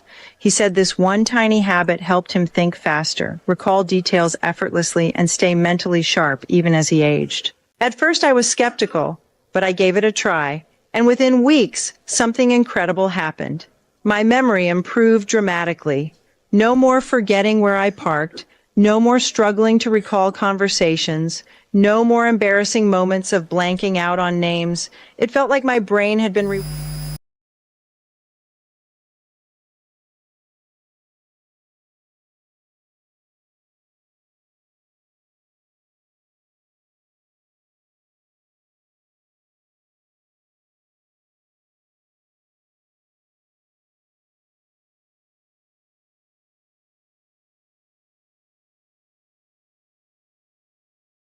are some of the key dockets that have been benefiting heavily from the huge chunk of the national cake when it comes to the budget. So we'll be waiting to hear the budgetary allocation for these sectors.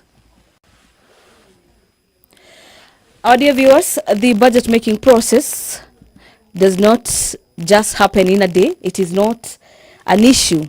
We are seeing the highlights being read today, but it is a process that commences for about a year. On or before the 30th of August each year, the Cabinet Secretary is required by law to issue all national government entities a circular setting out the guidelines for the budget process. This already happened on the 30th of August. This circular from the National Treasury, if you're wondering what it contains a schedule for the budget preparation, including key dates, procedures for the review and projection of revenues, the expenditures, and the procedures for the public participation. Remember, before we come to the last day, which is today for the budget reading, the date set aside for the budget reading, we usually have various committees of the National Assembly engaging members of the public in an exercise of public participation in matters budget. On or before the 30th of April, the Cabinet Secretary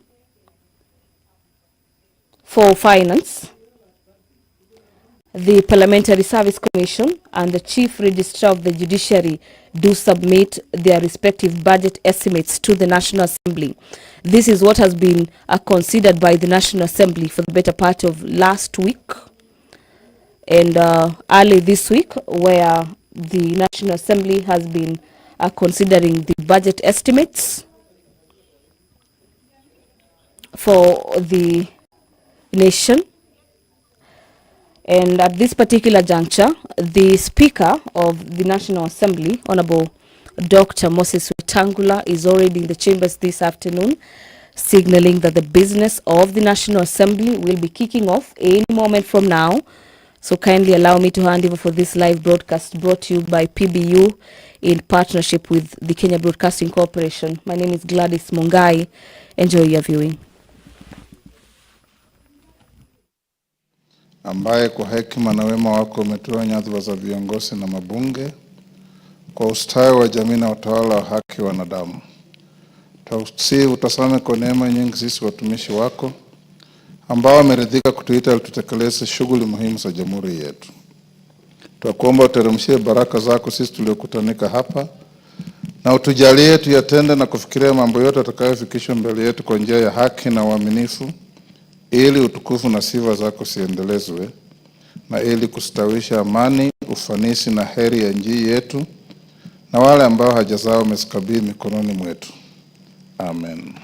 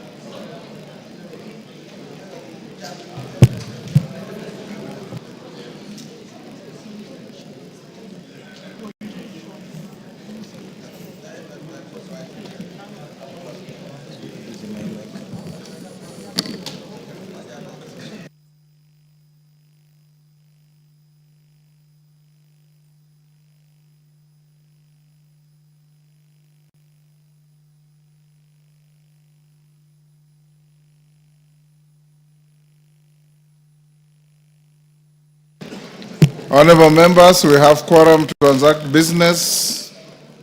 Clerk. Order number 1, administration of oath. Order number 2, communication from the chair. Order number 3, messages. Order number 4, petitions. Order number 5, papers. Majority Leader.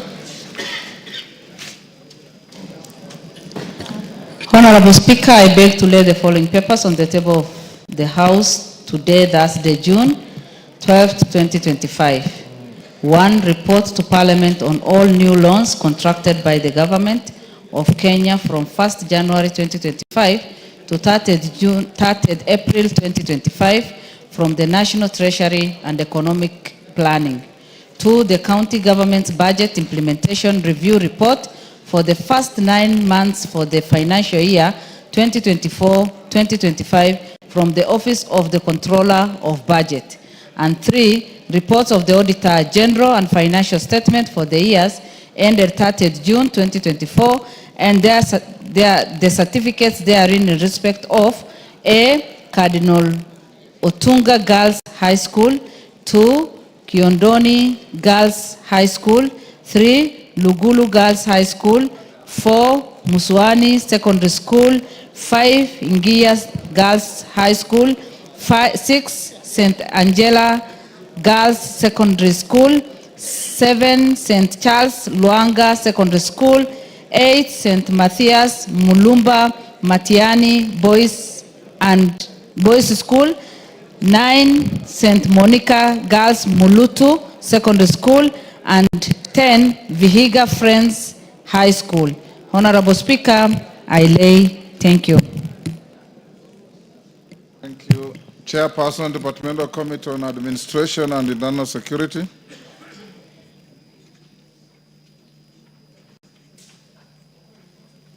Tongoyo.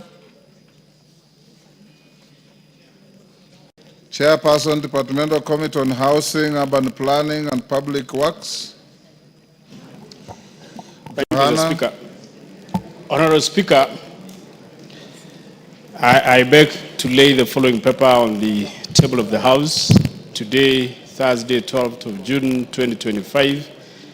A report of the Departmental Committee on Housing, Urban Planning and Public Works on its consideration of the Senate amendments to the National Construction Authority Amendment Bill, National Assembly number 59 of 2022. Thank you, Mr. Speaker. Thank you. Next order.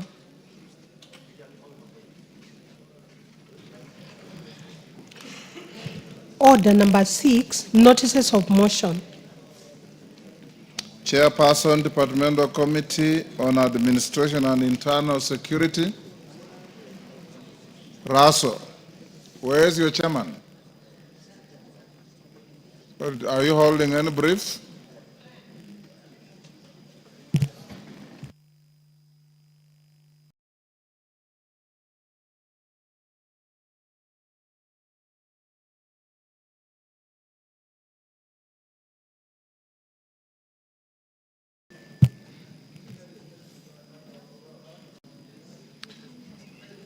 Leader, next order. Order number 7, questions and statements. Majority Leader.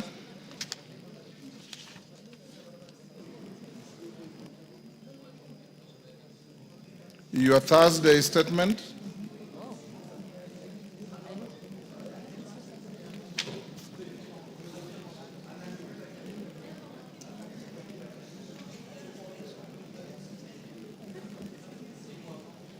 Are you ready? Yeah. Go ahead.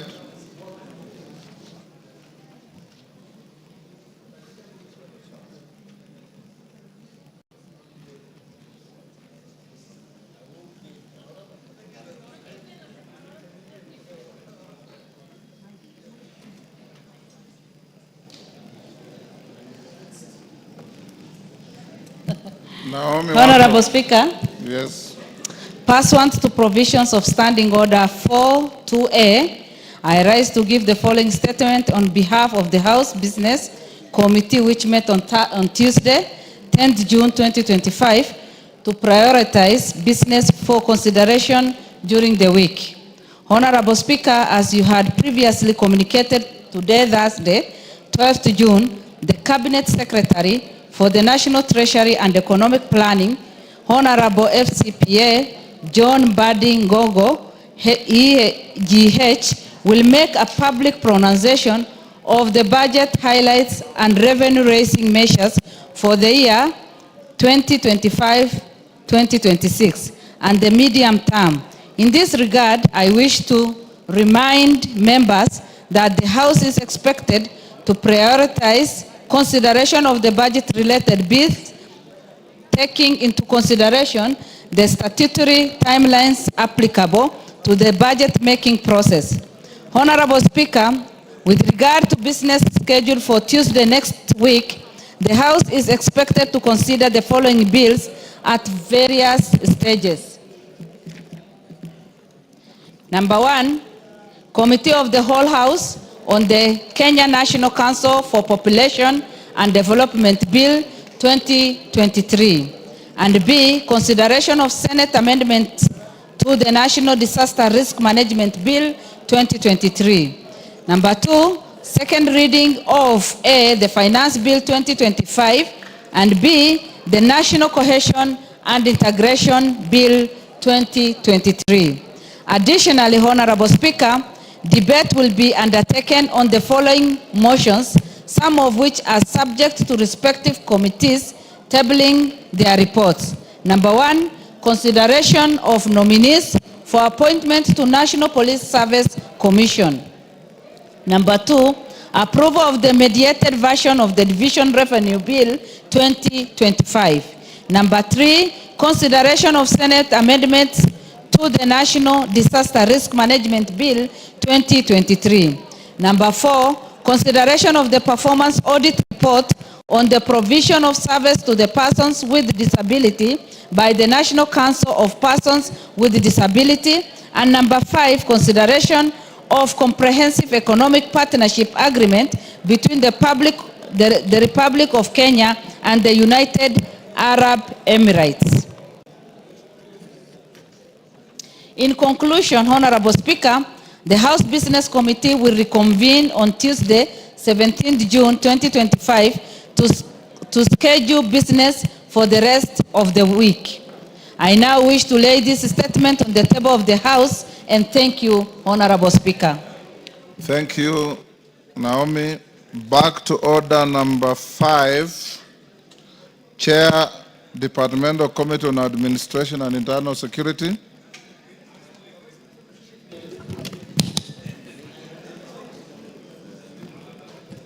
Lay your paper. Yeah. Thank you, Honorable Speaker. Honorable Speaker, I beg to lay the following papers on the table of the House today, Thursday, 12th June 2025. Report of the Departmental Committee on Administration and Internal Security on its approval hearing of the following nominees for the appointment as members of the National Police Service Commission. 1, Ms. Peris Mudhoni Kimani, Mr. Benjamin Juma Ima, and Professor Coletta Suda.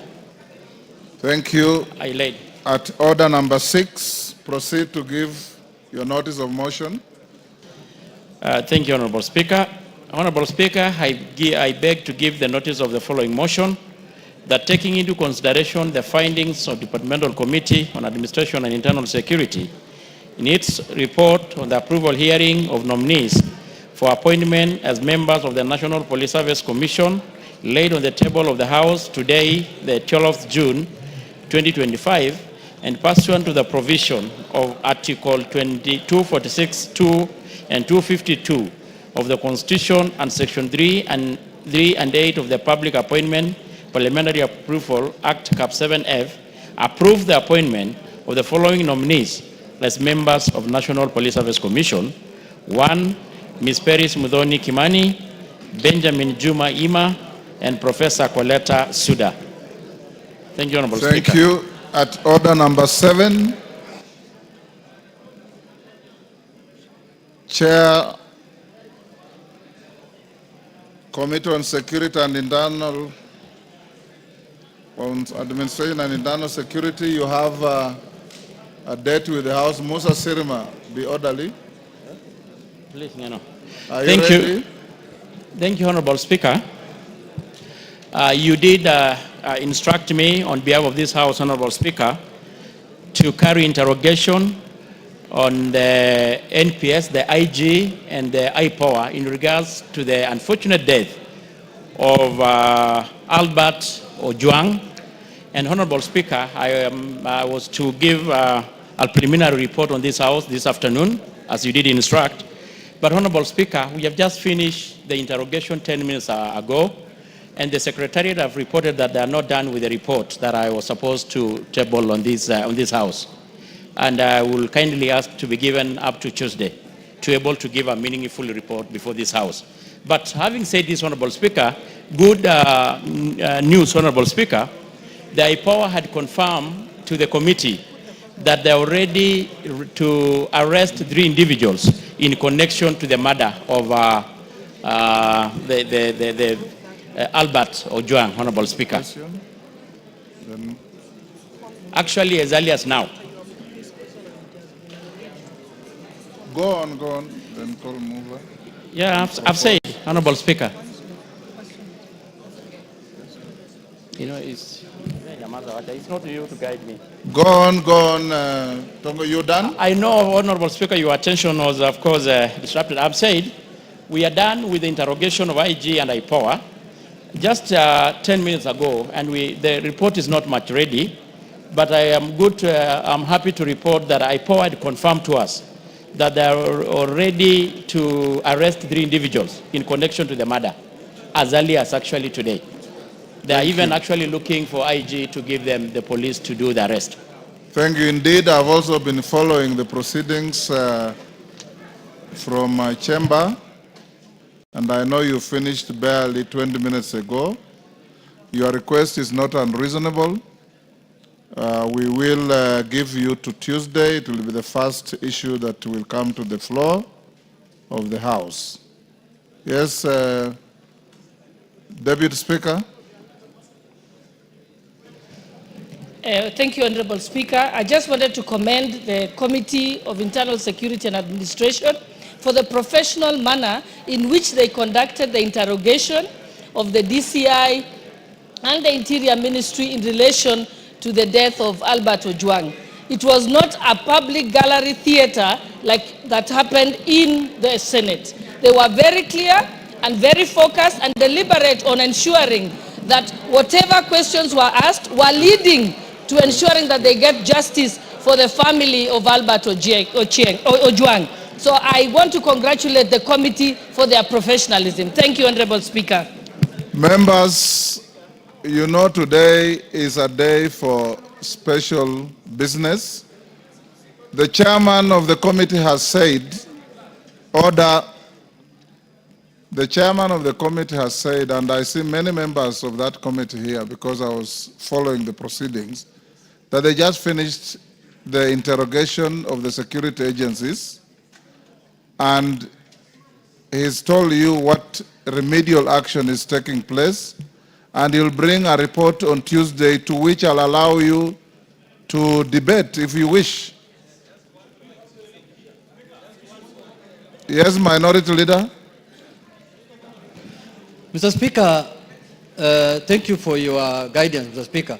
Mr. Speaker, this is a very, very serious matter, and it is good that Parliament seized of it, Mr. Speaker, and we have faith in the Committee of National Security of Parliament, Mr. Speaker, to bring us a very detailed report on what happened, Mr. Speaker.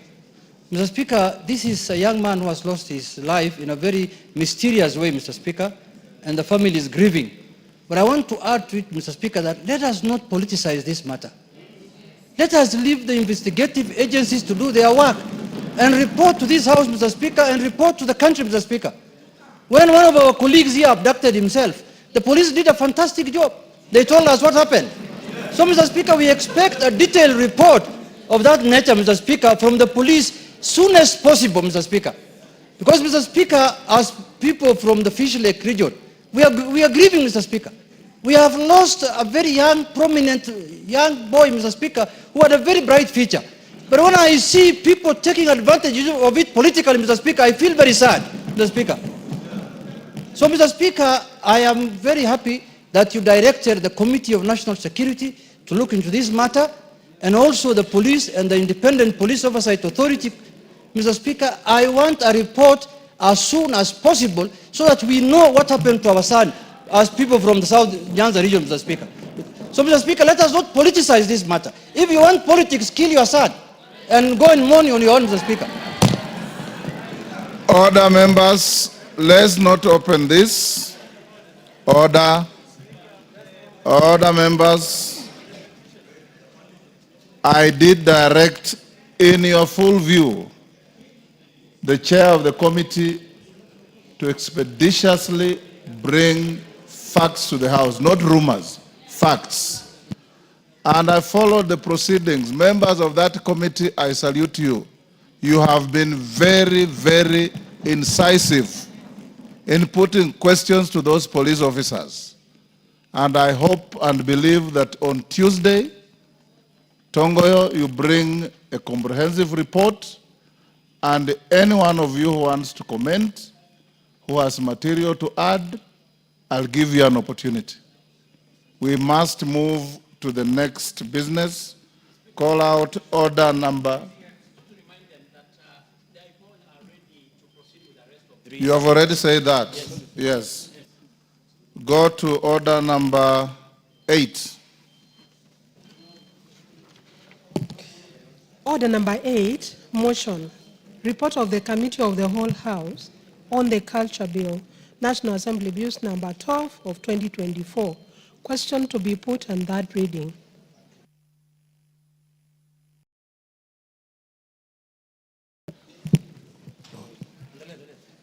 Honorable members, I'll now put the question at order number 8, which is that this House do agree with the report of the Committee of the whole House on its consideration of the Culture Bill, National Assembly Bill number 12 of 2024.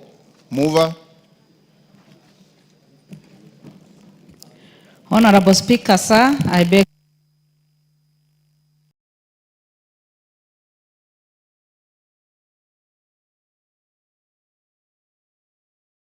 Thanks to the disruption by the Minority Leader, that this House do agree with the report of the Committee of the whole House on its consideration of the Culture Bill, National Assembly Bill number 12 of 2024. As men of that opinion say aye.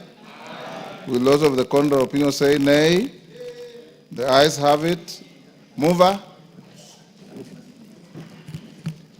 Honorable Speaker, sir, I beg to move that the Culture Bill, National Assembly Bill number 12 of 2024 be now read a third time, and I also request Honorable Catherine Omanyo, a strong member of that group, to second.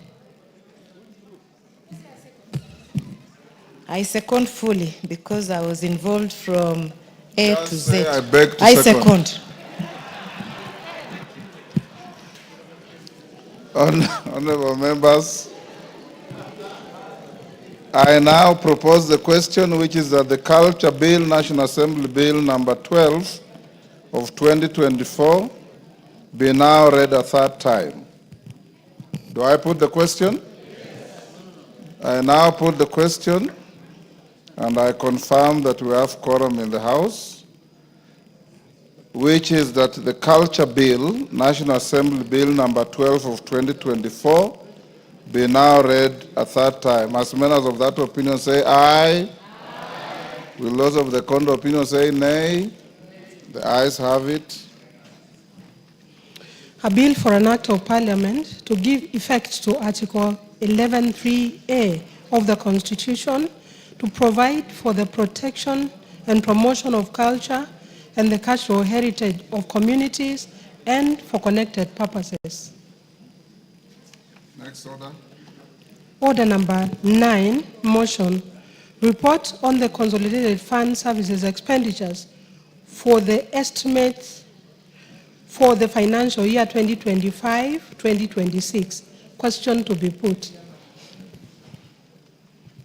Order, member walking into the chamber, take the nearest seat.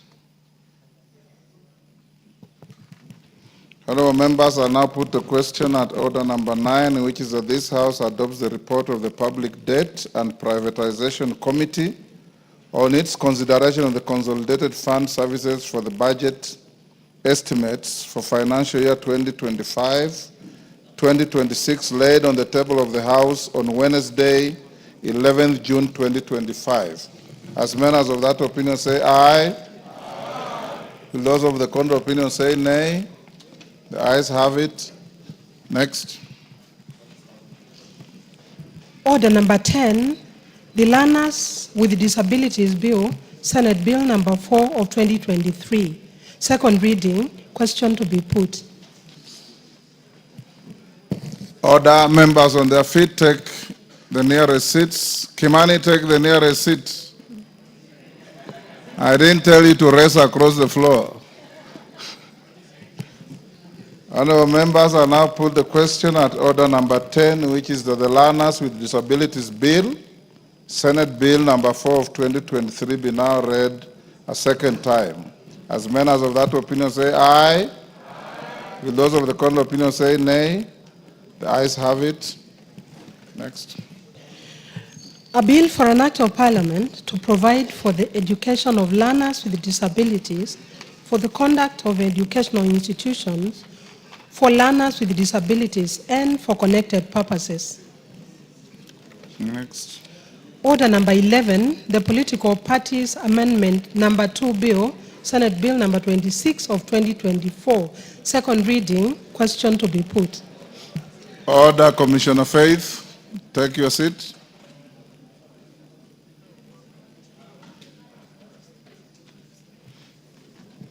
I'll now put the question at order number 11, which is the Political Parties Amendment number 2 Bill, Senate Bill number 26 of 2024, be now read a second time. As members of that opinion say aye. Will those of the contrary opinion say nay? The ayes have it. A bill for an act of parliament to amend the Political Parties Act, Cap 7D, and for connected purposes. Next, Chair of Budget Committee, you have Finance, sorry, you have some papers to lay on the table. Honourable Speaker, I beg to lay the following paper on the table of the House today, Thursday, the 12th of June 2025. A report on the Departmental Committee on Finance and National Planning on its consideration of the Finance Bill, National Assembly Bill number 19 of 2025.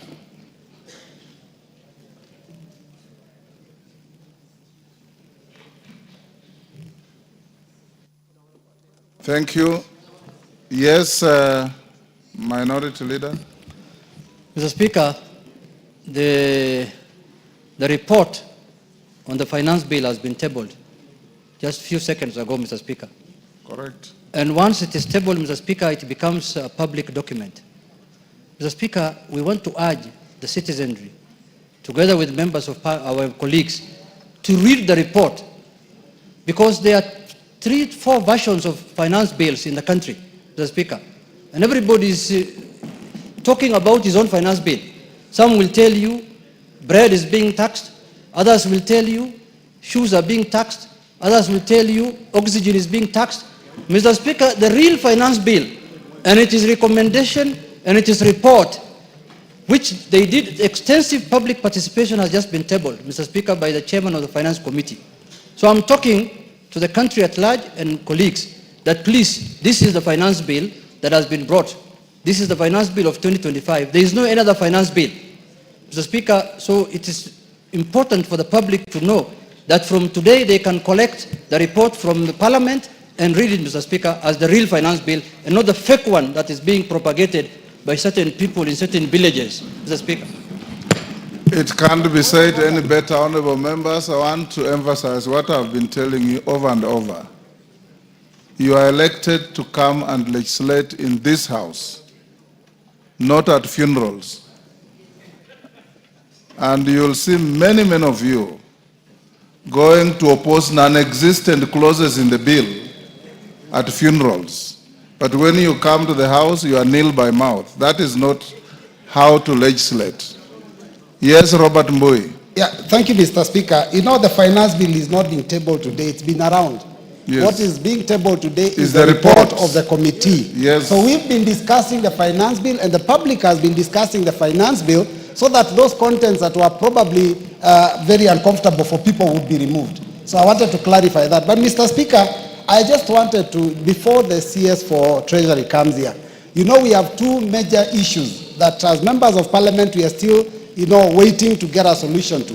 One of them is the issue of CDF funds for this financial year. And the other issue is a decision made by a court on a matter of RMLF. It would have been important for us to get an answer so that we can be comfortable listening to the PS. Otherwise, we'll be seated here feeling bitter and listening to the PS the CS giving us a story. So, Mr. Speaker, I don't know, is there a way we can get a response from the chair of NGCDF and also the chair of BSC on those two matters? Thank you, Mr. Speaker. Honorable Robert Mbui, you have a legitimate concern, but I want to also advise you that 10 minutes before I came to the chamber, your colleagues from both sides of the House, numbering close to 100, walked to the Speaker's chamber with exactly the same concerns.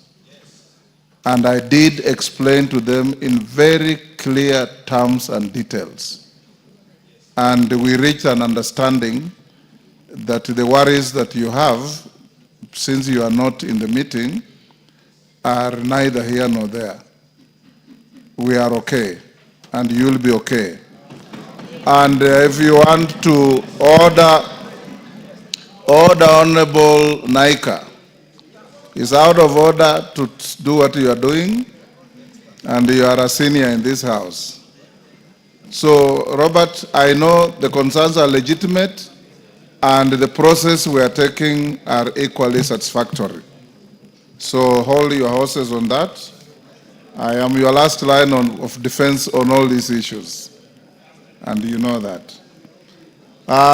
Majority Leader, would you now look for the Minister of National Treasury and walk him into the chamber for the solemn business of this afternoon?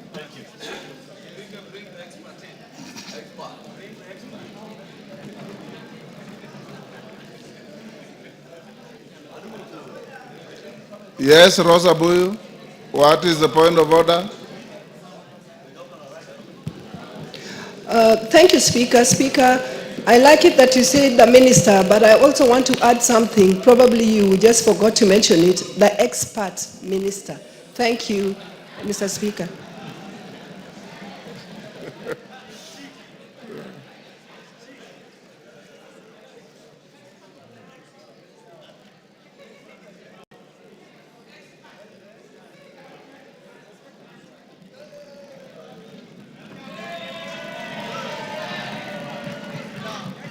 Minister, take your seat.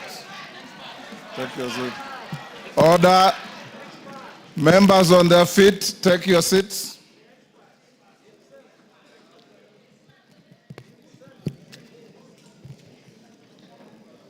Honorable members, I have a short communication. Honorable members, Section 40 of the Public Finance Management Act, Cap 412A, and the Standing Order 244C. Who is the member with his phone?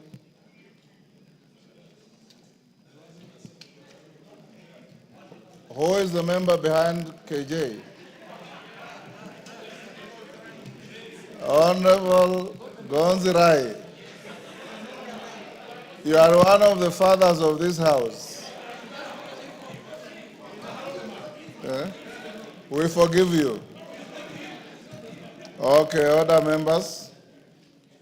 Section 40 of the Public Finance Management Act, Cap 412A, and Standing Order 244C require the Cabinet Secretary for the National Treasury and Economic Planning to make a public pronouncement on the budget policy highlights and revenue-raising measures for the national government each financial year. Pursuant to the said provisions, I will shortly interrupt the business of the House to allow the Cabinet Secretary for the National Treasury and Economic Planning to make a public pronouncement on the budget highlights and revenue-raising measures for the national government for the year 2025, 2026, and the medium term. In accordance with the standing orders, I have also designated a suitable place in the chamber for that purpose. Honorable members, as we welcome the Cabinet Secretary to the National Assembly, I wish to remind the House that today's event is largely ceremonial. No decision will be required on the speech as the supply period, which commences with the consideration of the budget estimates and concludes with the enactment of an Appropriation Act, is still ongoing. Having said that, honorable members, and before we proceed, I take this opportunity to acknowledge and recognize the presence of distinguished guests in the galleries of the House today, both the Speaker's Gallery and the Public Gallery. They include members of Cabinet, Principal Secretaries, Chairpersons, and Chief Executive Officers of various parastatals, senior government officials, members of the Diplomatic Corps, and development partners. Honorable members, I also wish to recognize and appreciate the presence of university student leaders and their colleagues from our universities across the country, members of Bunge la Wananchi, representatives of various youth and women groups, a group of traders representing a cross-section of our small-scale business community, including border riders who are with us today. On behalf of the National Assembly and on my own behalf, I welcome all of you to the National Assembly. Before I invite the Cabinet Secretary to make the pronouncement, I wish to remind the House that in accordance with the provisions of Standing Order 244C3, the Cabinet Secretary shall be heard in total silence, without question or clarification being sought by any one of you. Honorable members, and you'll only cheer by thumping your feet, not by verbal expressions. Honorable members, I now interrupt the business of the House to allow the Cabinet Secretary to make a public pronouncement on the budget policy highlights and revenue-raising measures for the national government for the financial year 2025-2026. The Cabinet Secretary for the National Treasury and Economic Planning, Honorable FCPA John Mbandi Ngonga, AGH. You are now invited to proceed. I thank you, members. Yes.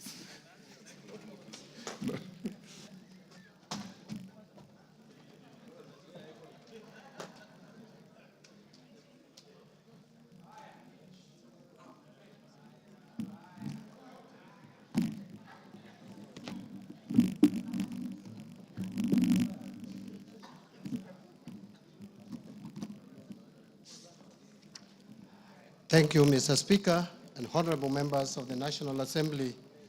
I want to thank you, Mr. Speaker, for granting me this opportunity to read budget highlights and revenue-raising measures for 2025-2026.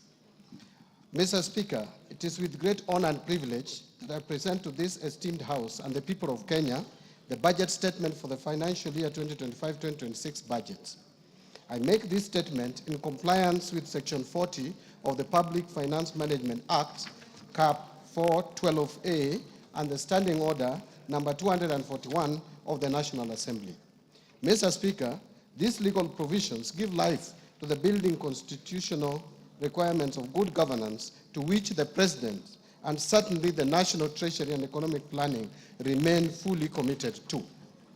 Mr. Speaker, at the outset, allow me to express my sincere gratitude to His Excellency, Honorable Dr. William Samoei Ruto, the President of the Republic of Kenya and Commander-in-Chief of the Defense Forces, for the trust he bestowed upon me by appointing me as the Cabinet Secretary for the National Treasury and Economic Planning to provide leadership in economic and financial affairs of our country. I remain mindful of the aspirations and high expectations of the Kenyan people as I serve in this office. The Constitution protects realization of economic, social, and cultural rights, which includes the rights to adequate food, to adequate housing, to education, right to health, to social security, and to take part in cultural life, to water and sanitation, and also right to work. This budget, Mr. Speaker, speaks to these rights and reaffirms the priority policies and strategies aimed at stimulating economic recovery articulated in the bottom-up economic transformation agenda, otherwise known as BETTER, while highlighting the achievements over the past 2.5 years in enhancing the livelihoods of Kenyans. At its core, BETTER has adopted a value chain approach, focusing on strategic investment in areas that generate the highest impact, particularly in job creation and income generation at the grassroots level. Mr. Speaker, significant successes have been achieved through targeted intervention and structural reforms. These measures have laid a solid foundation for economic recovery and set us on a path towards long-term growth and stability. Mr. Speaker, let me mention just a few achievements under BETTER. First, the Kenyan economy has remained resilient and registered an average growth of 5.2% for the period between 2023 and 2024, outpacing both global growth of 3.3% and 3.8% for the sub-Saharan African region over the same period. Other macroeconomic fundamentals such as inflation and exchange rates have strongly rebounded and are projected to remain stable. Second, the government has rolled out fertilizer and seed subsidies to farmers across the country, and that has boosted production in key food value chains and revived underperforming or collapsed export crops such as pyrethrum. Since February 2024, Mr. Speaker, a total of 6.5 million registered farmers have benefited from the fertilizer subsidy program. And as a result of these initiatives, the cost of fertilizer has declined by 67% from Kenya shillings 7,500 in 2022 to 2,500 in 2025. While maize production has increased by 38.9% from 61.7 million bags in 2022 to 85.7 million bags in 2024. This is a clear demonstration of the positive impact of our agricultural reforms towards food security and improved household income. Third, to support livelihoods and small businesses, the government has disbursed loans amounting to over 75 billion by the end of May 2025 through the Financial Inclusion Fund, popularly known as the Hustler Fund. This initiative has provided access to affordable credit to over 26 million customers with a strong base of 9 million repeat borrowers and a repayment rate of 79%. A total of 4.5 million borrowers are eligible to be graduated to the mainstream financing institutions. And to build a culture of savings for the future, the fund has also successfully mobilized 4.5 billion in savings from its beneficiaries. Fourth, to enhance the attainment of universal health coverage, the government has expanded social health insurance. And as of May 2025, more than 22 million Kenyans were registered with the Social Health Authority, what we call SHA, representing a remarkable 175% increase in membership compared to the 8 million previously enrolled under the defunct National Hospital Insurance Fund, NHIF. This marks a major milestone, Mr. Speaker, in our health sector reforms and brings us closer to our goal of equitable, affordable, and accessible health care for all. Fifth, in fulfillment of the commitment to deepen home ownership and close the housing gap, the government has facilitated the construction of affordable housing units across the country. Since September 2022, 2,379 affordable housing units have been completed across 4 counties, with another 11,000 units in the last stages of completion. The units have been advertised for sale to the public through the Bomayangu platform. And in addition, there are 148,465 units under active construction across the remaining 43 counties. As part of the program, the government is also supporting the development of institutional housing for the uniformed services and students. Mr. Speaker and honorable members, these efforts have created over 250,000 direct and indirect jobs for Kenyans. In addition, over 11 billion has been ring-fenced for Juakali and MSMEs to support local fabrication of steel doors, windows, and other construction materials. Sixth, to drive digital transformation and inclusion, the government has expanded last-mile fiber optic connectivity to 13,590 kilometers in 2025, up from 8,900 kilometers in 2022, an increase of 53%. Two, established 285 digital hubs across the country, and also increased the number of digitized government services from 350 in 2022 to 20,985 in 2025 through integration with the e-citizen and mobile platforms, ensuring seamless access for all Kenyans. Seventh, to promote access to reliable and competitive energy, the government has expanded energy generation by installing an additional 167 megawatts of electricity from 3,076 megawatts in 2022 to 3,243 megawatts in 2025. This has enabled connection of 932,839 more customers to electricity. The system peak has increased from 2,149 megawatts of electricity in July 2022 to 2,316 megawatts of electricity in February 2025. The total number of customers connected to electricity has increased to 10 million in 2025 from 8.9 million in 2022. Eighth, to boost education and training outcomes in the country as a tool of creating equality in the society, the government has invested significant resources and implemented radical changes in the education sector. And these include resolving the uncertainty around the competency-based curriculum, CBC, launching of the Kenya Education Management Information System to consolidate all existing student registers from early childhood development to institutions of higher learning into a single centralized database. And three, rolling out of a new student-focused higher education focusing model with special emphasis for students from vulnerable families. Additionally, in order to improve the teacher-student ratio, the government has recruited 76,000 teachers, including junior secondary school teachers. Ninth, to enhance domestic and regional connectivity, boost rural productivity, improve urban informal settlements, and reduce urban congestion, this government has constructed an additional 1,574 kilometers of roads and 129 bridges from 2022 to April 30th, 2025. Further, the government has rehabilitated an additional 212 kilometers of roads and periodically maintains 126,177 kilometers of roads. 10. The government has also made significant progress in expanding social protection through the Inua Jamii Cash Transfer Program.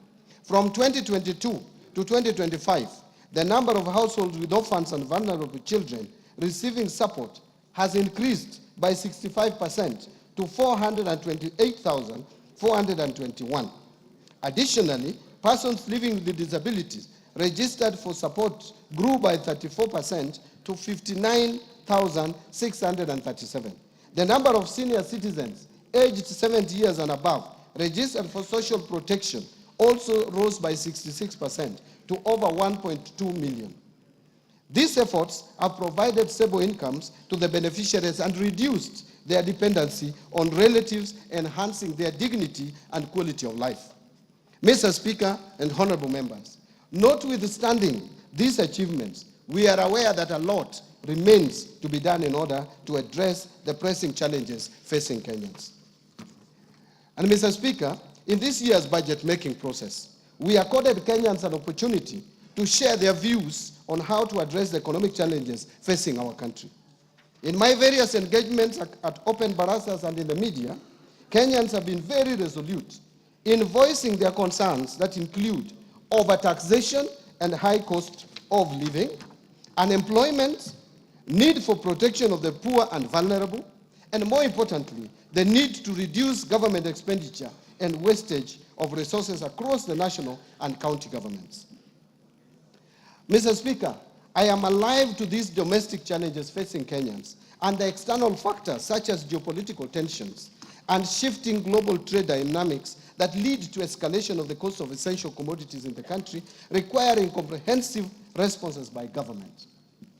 As you may recall, the social unrest precipitated by the Finance Bill of 2024 brought to the fore the importance of values and principles of governance as enshrined in our Constitution.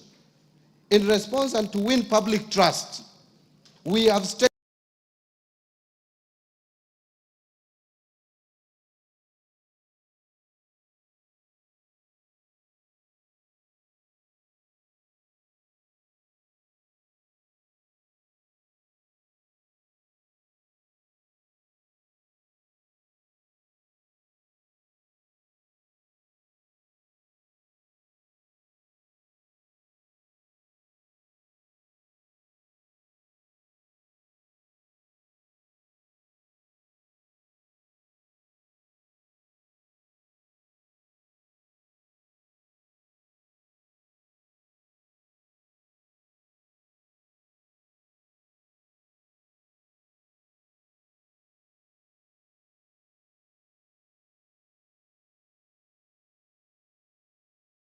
To enhance liquidity in the economy and support small businesses, we have started the process of settling pending bills that have been validated, particularly those related to road construction, which has resulted in resumption of road construction projects across the country.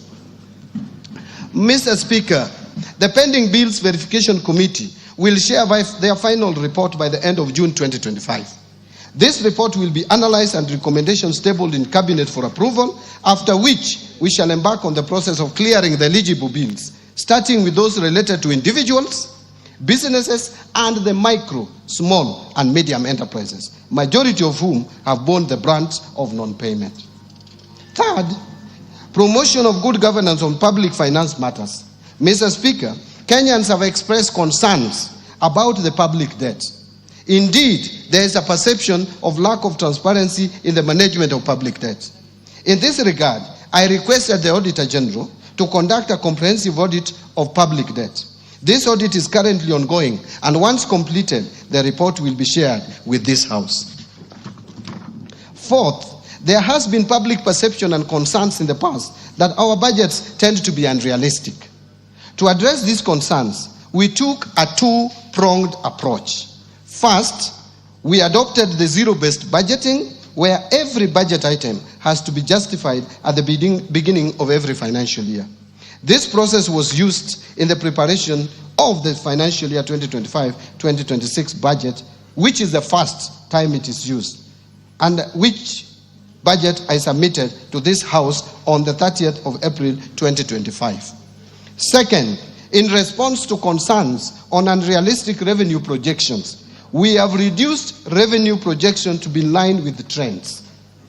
Therefore, Mr. Speaker, revenue projections in the financial year 2025-26 budget and over the medium term are consistent with the growth of the economy.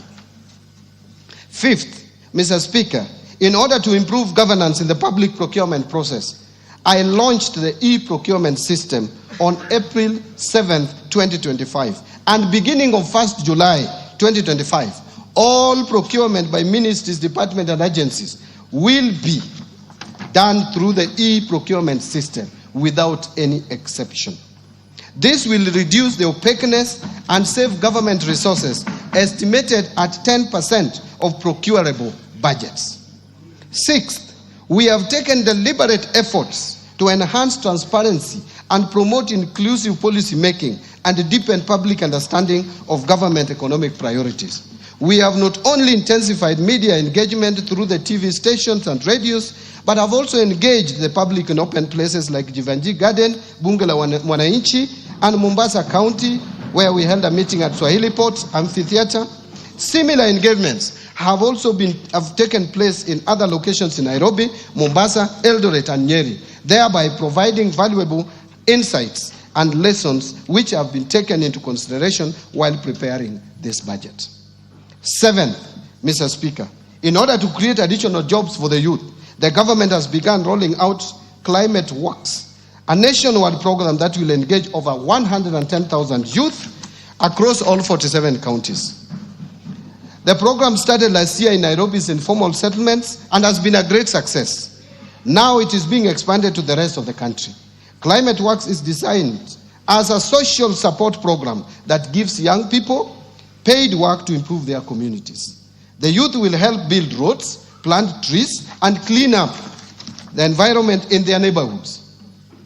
Thus, through this climate work, the government is not only providing a paycheck to help young people meet their immediate needs, but also offering financial support to help them develop themselves and their families.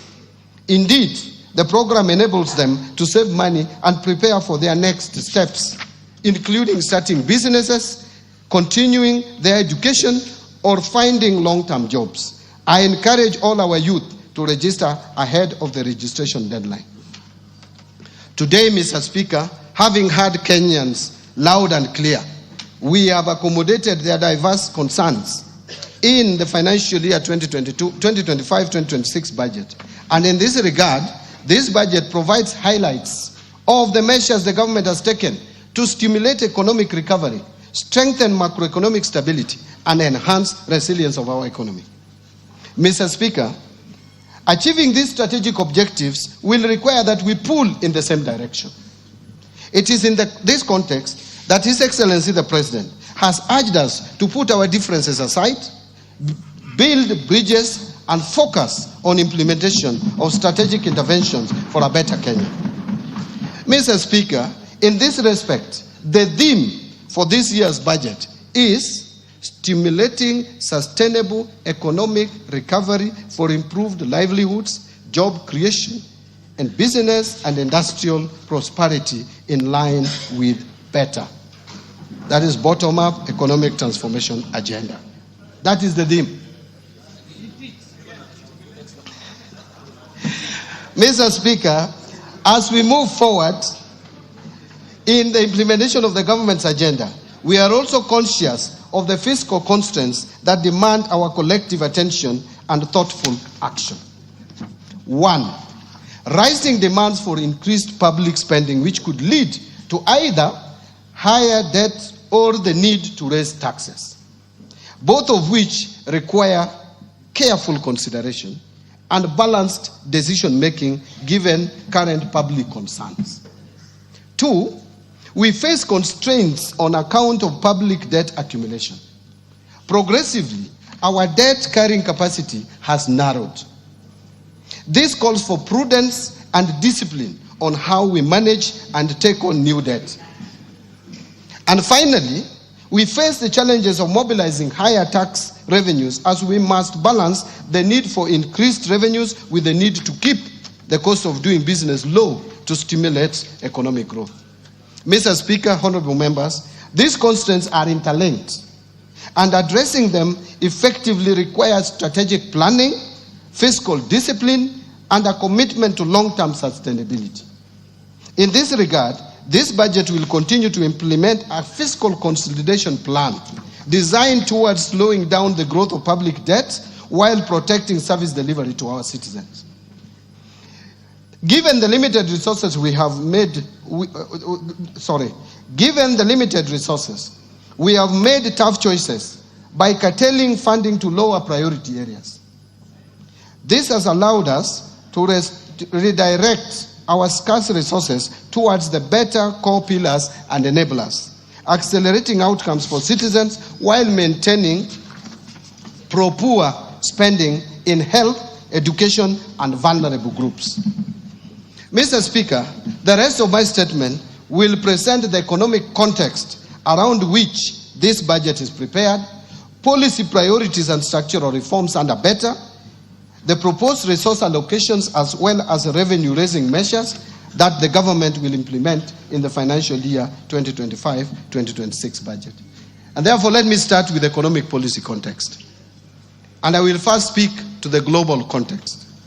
Mr. Speaker, 2025-2026 budget has been prepared in the context of heightened uncertainty due to recent tariff wars and the intensification of geopolitical tensions, which continue to pose significant risks to global economies. In this regard and respect, global economic growth is expected to slow from 3.3% in 2024 to 2.8% in 2025, and finally to 3% in 2026. Now, let me come to the domestic economy. Mr. Speaker and honorable members, on the domestic front, the economy has remained resilient, as I stated earlier, recording an average growth rate of 5.2% for the years 2023 and 2024. This performance is higher than the global average of 3.3% and also higher than the sub-Saharan African region average of 3.8% over the same period. This strong growth reflects the impact of sound and deliberate policies as well as the resilience of our well-diversified economy. These factors have enabled us to withstand significant domestic and external shocks while maintaining a steady path of progress. In 2024, the economy grew by 4.7%, supported by positive growth in all sectors except construction and mining. This growth was lower compared to 5.7% in 2023, mainly due to adverse effects of floods in the second quarter and the anti-finance bill protests in the third quarter of 2024 that disrupted economic activities. In fact, our economy closed down for about 3 months. Mr. Speaker, the government's policy interventions have strengthened the macroeconomic indicators as reflected in the following achievements. Number one, inflation rates has declined to 3.8% in May 2025 from a peak of 9.6% in October 2022. The prices of essential food items including sugar, milk, maize flour, wheat flour, bread, and rice, among others, have eased. For example, the price of 2 kilograms of sifted maize flour has declined to 156.9 shillings in May 2025 from Kenya shillings 177.7 in October 2022. Similarly, cost of energy and power has also come down over the same period. Second, in response to the decline in inflation, the Central Bank of Kenya has gradually eased monetary policy, lowering the central bank rate from 13% in August 2024 to 9.75% in June 2025. With the easing of monetary policy stance, interest rates have been declining. For example, the 91-day treasury bills rates have declined from an average of 15.9% in May 2024 to 8.3% by May 2025. In addition, the average commercial bank lending rates that peaked at 17.2% in November 2024 have since declined to 15.7% in April 2025 and are expected to decline further. This decline has not only reduced the cost on government debt, but is also expected to stimulate lending by banks to the private sector and support economic activity. And third, foreign exchange market has remained stable, supported by a narrowing in the current account deficit and improved investor sentiment and confidence in our economy. The current account deficit narrowed to an all-time low at 1.3% of GDP in 2024 from 2.5% of GDP in 2023, supported by export of goods, resilient tourism, and remittance inflows and a contraction in food imports. As a result, our foreign exchange reserves have increased to their highest levels and stood at US dollars 10.5 billion, which is equivalent to 4.7 months of import cover by 30th of May 2025, and continue to provide adequate cover and a buffer against any short-term shocks in the foreign exchange market. The exchange rate against the US dollar has also appreciated from 159.7 to the dollar in January 2024 to stabilize at Kenya shillings 129.3 shillings to the dollar by 30th of May 2025. Mr. Speaker, the economy is expected to sustain growth momentum in 2025 and 2026, with the growth projected at 5.3% per year. And Mr. Speaker, this growth outlook is premised on a stable macroeconomic environment over the medium term. To foster macroeconomic stability, the government will continue to uphold prudent monetary and fiscal policies, ensuring that our actions remain aligned with the evolving needs of the economy and of the Kenyan people. As part of the process, the government will work to ensure that inflation remains within the targeted range, maintain a competitive exchange rate to the dollar, and deliver stable interest rates.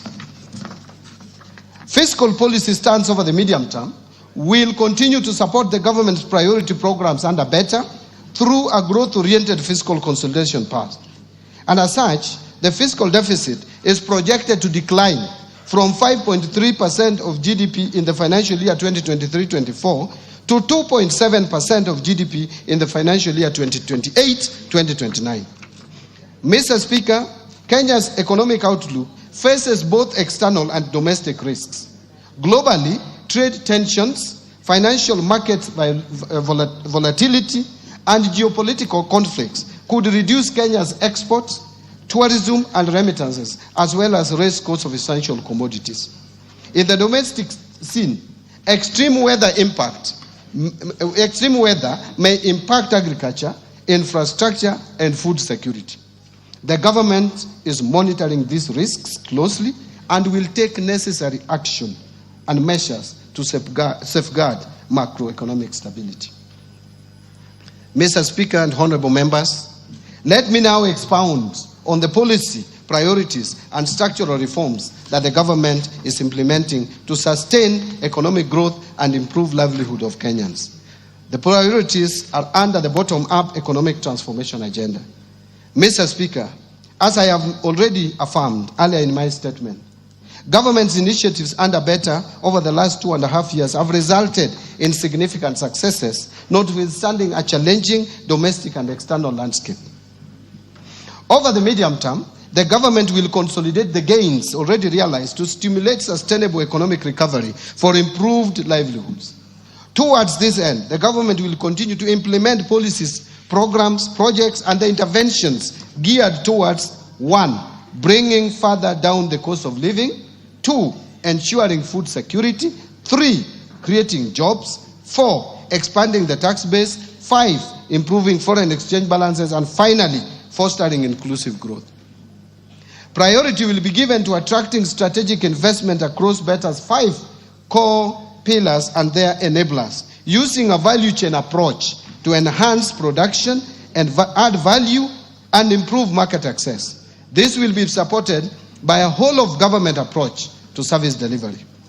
Mr. Speaker, the government will also implement the following interventions to support and accelerate economic recovery. First, continue to uphold macroeconomic stability and strengthen security to ensure a safe and supportive business environment. Second, accelerate the development of key infrastructure, including roads, railway, energy, and water systems to lower the cost of doing business and ease the movement of the people and goods. Third, boost investment in key economic sectors to drive broad-based, sustainable growth by advancing agricultural transformation, strengthening manufacturing, promoting environmental conservation and climate change mitigation, revitalizing tourism, and ensuring sustainable land use and management.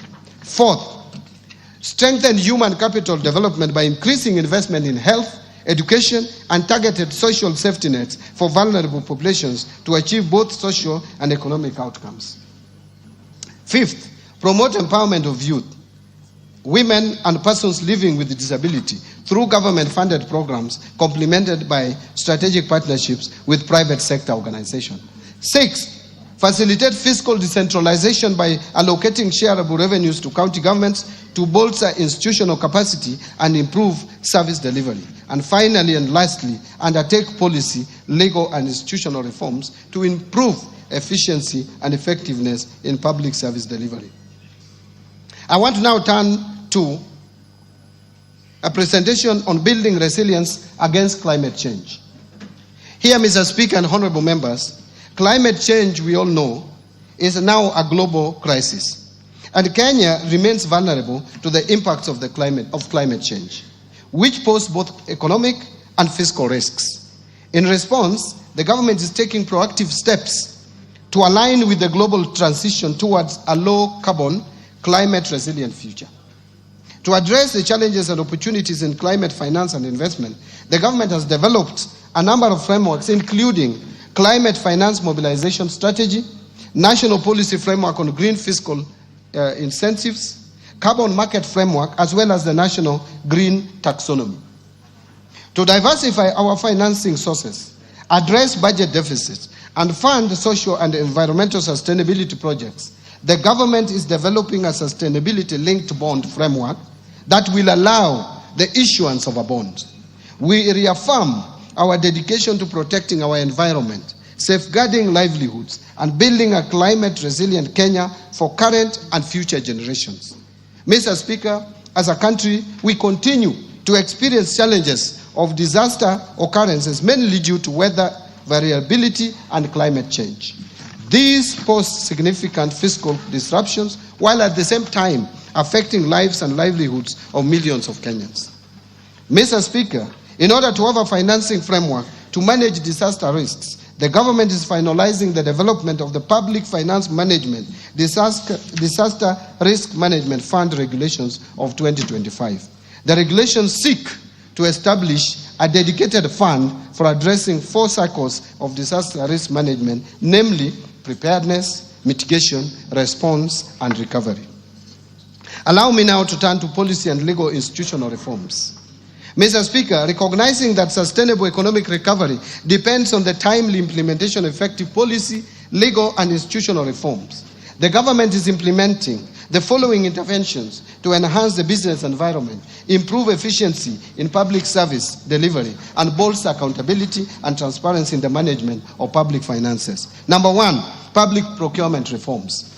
Mr. Speaker, to streamline public procurement, we developed the Public Procurement and Asset Disposal Amendment Bill of 2024, which is currently in Parliament for enactment. The bill seeks to enhance transparency and accountability, strengthen the role of the regulator to enforce standards, compliance, and sanctions for non-compliant procuring entities, promote the use of local content, and align with international best practices. I urge the honorable members to fast-track this enactment. Its enactment. Mr. Speaker, in order to fully automate public procurement and asset disposal processes, I launched the end-to-end e-government procurement system in April 2025. The e-government procurement system is a complete departure from the manual processes, and will lead to increased bidder participation, enhanced efficiency in processing of procurement requests, and increased authenticity of procurement documents through integration with various government systems. Mr. Speaker, the rollout of the e-procurement system is scheduled for July 2025. In order to ensure effective use of this system, the National Treasury rolled out the training of end users from procuring entities in both the national and county governments on the e-government procurement system phase 1 modules that cover procurement planning to contract management. We have since trained suppliers, and to date 400 e-government procurement system end users comprising public finance management staff and suppliers from both the national and county governments have been trained in readiness for full rollout in July 2025. Next, I want to speak to restraining growth of public sector wage bill, which has been of serious concern. Mr. Speaker, the government continues to implement measures aimed at reducing the ratio of the government wage bill as a share of tax revenue, with a view to free much-needed resources for priority social and development spending. The government will implement the following initiatives to control the wage bill. First, the government will fully implement the unified human resource management system across all public sector entities by July 2025. This initiative is part of broader efforts to enhance public sector efficiency, improve management of wage bill, and ensure the effective utilization of public funds. Second, the Salaries and Remuneration Commission continues to sustainably reduce the number of allowances in public service through a phased approach aimed at streamlining allowances to improve transparency, accountability, equity, and fairness, thereby ensuring total public compensation bill is affordable and fiscally sustainable. To this end, the Salaries and Remuneration Commission will progressively review allowances and benefits in the future collective bargaining agreements, aligning them to the allowances policy guidelines for the public service. Allow me now to turn to state corporations reforms. Mr. Speaker and honorable members, state corporations are a major source of fiscal risks to public finances due to management and operational inefficiencies. An assessment conducted by the National Treasury to determine viability of state corporations identified critical gaps and vulnerabilities. Mr. Speaker, to address the vulnerabilities, the Cabinet in January 2025 approved reforms to streamline state corporations and enhance governance and accountability of the corporations. The reforms target to address operational and financial inefficiencies, enhance service delivery, and reduce over-reliance on exchequer support by state corporations. The approved reforms include the following. First, merger of 42 state corporations into 20 entities to improve operational efficiency and eliminate redundancy, as some have duplicating and or overlapping mandates. Second, dissolution of 25 state corporations and their functions transferred back to their parent ministries or other state corporations.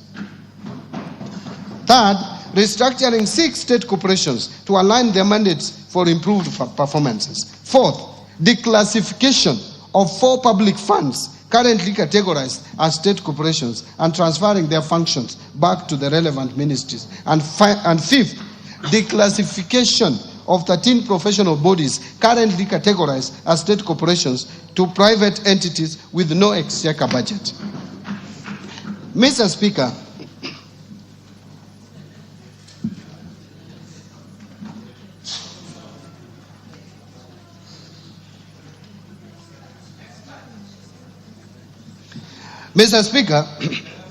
thank you.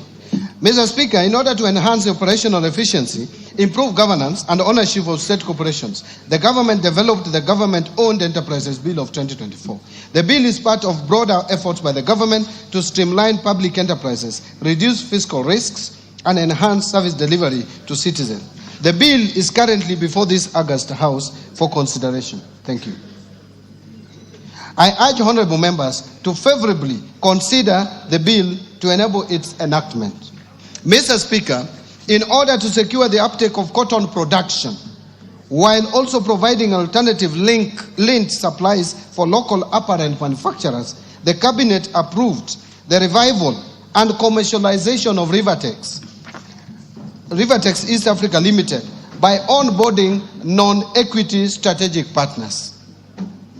Mr. Speaker, on sugar sector reforms, His Excellency the President reaffirmed his commitment during this year's Madaraka Day celebrations to ensure the prompt payment of sugarcane farmers. The government has also taken practical steps to deliver its promise to modernize the mills and transform these once struggling factories into productive, sustainable enterprises. Currently, 4 state-owned sugar factories, Chemelil Sugar Company, Muhoroni Sugar Company, Nzoia Sugar Company, and South Nyanza Sugar Company, which is also known as Sony, have been placed under competitive leasing arrangements. This initiative is expected to enhance efficiency, restore profitability, and protect the livelihoods of farmers. Let me now turn to pending bills. Mr. Speaker, the government remains committed to resolving the long-standing issues of pending bills dating back to 2005 as part of broader efforts to strengthen public financial management and restore confidence in government processes. In this respect, the Pending Bills Verification Committee that was appointed in September 2023 is currently finalizing its report for submission by end of this month. Since its inauguration, the committee received a total of 65,625 pending bills claims valued at over 571.6 billion. The committee has analyzed 57% of the bills received valued at 522 billion. The 57% is in terms of numbers. Out of this, a total of 229 billion has been recommended for settlement.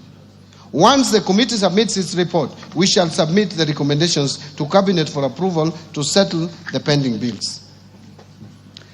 Let me now speak to national assets and inventory management reforms. Mr. Speaker, in order to promote prudent management of public assets and liabilities, the National Treasury digitized assets in the assets and inventory management modules in the IFMIS for use by both national government and county governments. Already, 52 state departments have gone live on the IFMIS asset module and are at various stages of uploading their registers for 6 asset categories, namely land, building, motor vehicles, ICT equipment, office equipment, and furniture and fittings. In addition, a roadmap is in place to roll out the module to the county government, and this reform will enable accounting officers have visibility of all assets and inventory under their control and facilitate optimal assets utilization. Mr. Speaker and honorable members, to enhance the management and utilization of public assets, the government is developing a policy on public sector asset valuation.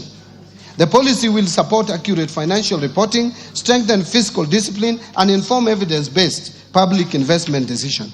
In addition, the government will develop framework to facilitate identification of public sector assets, and this will ensure accuracy and completeness of assets register, which are critical for transition to accrual basis of accounting. On financial sector reforms, Mr. Speaker, the banking sector has remained stable and resilient with a strong asset base, which grew by 1.5% from 7.6 trillion in April 2024 to 7.7 trillion in April 2025. To anchor the banking sector to continue playing its role in Kenya's socio-economic transformation, various reforms have been implemented, which include, first, the Central Bank of Kenya lifted the moratorium on licensing of new commercial banks in Kenya in April 2025. This is expected to attract foreign direct investment in the sector, resulting in competition and consequently reduced lending rates. Second, to promote the greening of banking sector, Central Bank of Kenya in April 2025 issued the Kenya Green Finance Taxonomy and the Climate Risk Disclosure Framework for implementation by the sector. The Kenya Green Finance Taxonomy is a tool to classify whether particular economic activities are green or environmentally sustainable and promote the transition to a low carbon economy. The Climate Risk Disclosure Framework is aimed at enabling banks to integrate climate-related risks into their governance, strategy, risk management, and disclosure frameworks. It is also intended to enable banks to leverage on business opportunities from efforts to mitigate and adapt to climate change. And third, issuance of guidelines on global liquidity standards and leverage ratios. The Central Bank of Kenya in April 2025 issued guidelines on liquidity coverage ratio, net stable funding ratio, and leverage ratio for the banking sector. These guidelines will enhance the banking sector's liquidity and capital frameworks to promote greater financial stability and resilience, thereby ensuring that banks have the ability to withstand unexpected shocks, maintain stable funding, and manage their risk profiles effectively. Mr. Speaker, the Central Bank of Kenya, in collaboration with the National Treasury and other stakeholders, are developing the National Financial Inclusion Strategy for the period covering 2025 to 2028. The strategy provides a consolidated framework for advancing financial inclusion agenda to meet the needs of all Kenyans through deepening access and usage of financial services, enhancing quality of affordable financial products that meet consumer demands. Mr. Speaker, to strengthen digital finance in Kenya, the government will continue to implement the National Payment Strategy for the period 2022 to 2025 and fast-track finalization of a national policy on digital finance. In order to reform and modernize the national payment system, Central Bank of Kenya is doing the following. 1.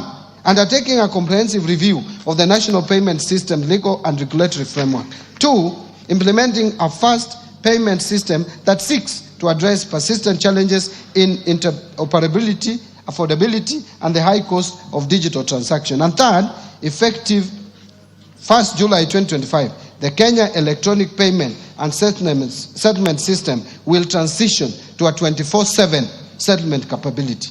This will support round-the-clock trade, enable faster clearing of government payments, facilitate real-time business-to-business transactions, and provide greater flexibility for consumers and financial institutions.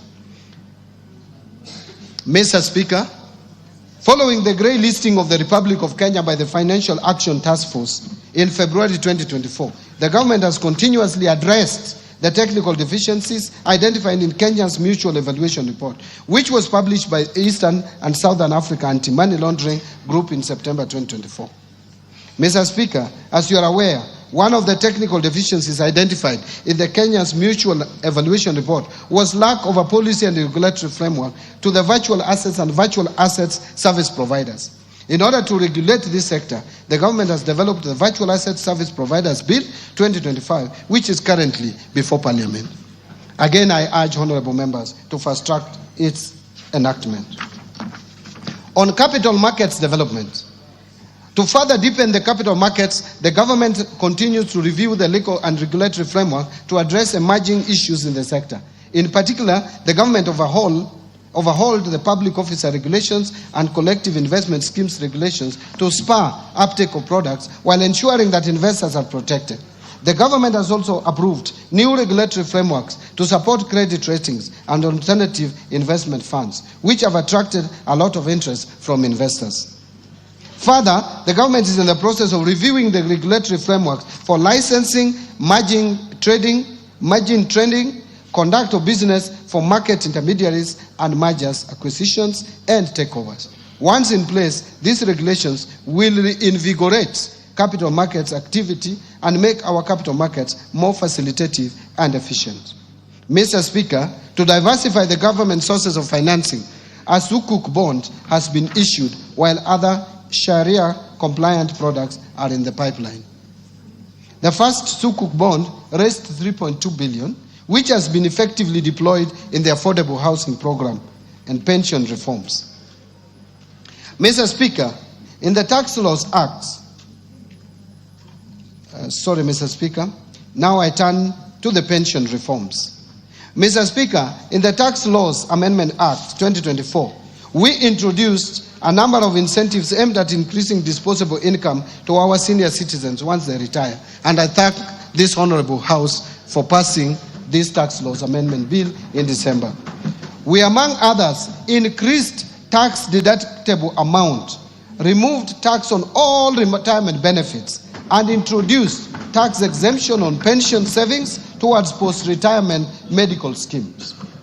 Mr. Speaker, despite the reforms introduced in this sector, benefit adequacy remains a persistent challenge. Many retirees still find their pensions insufficient to meet their basic needs.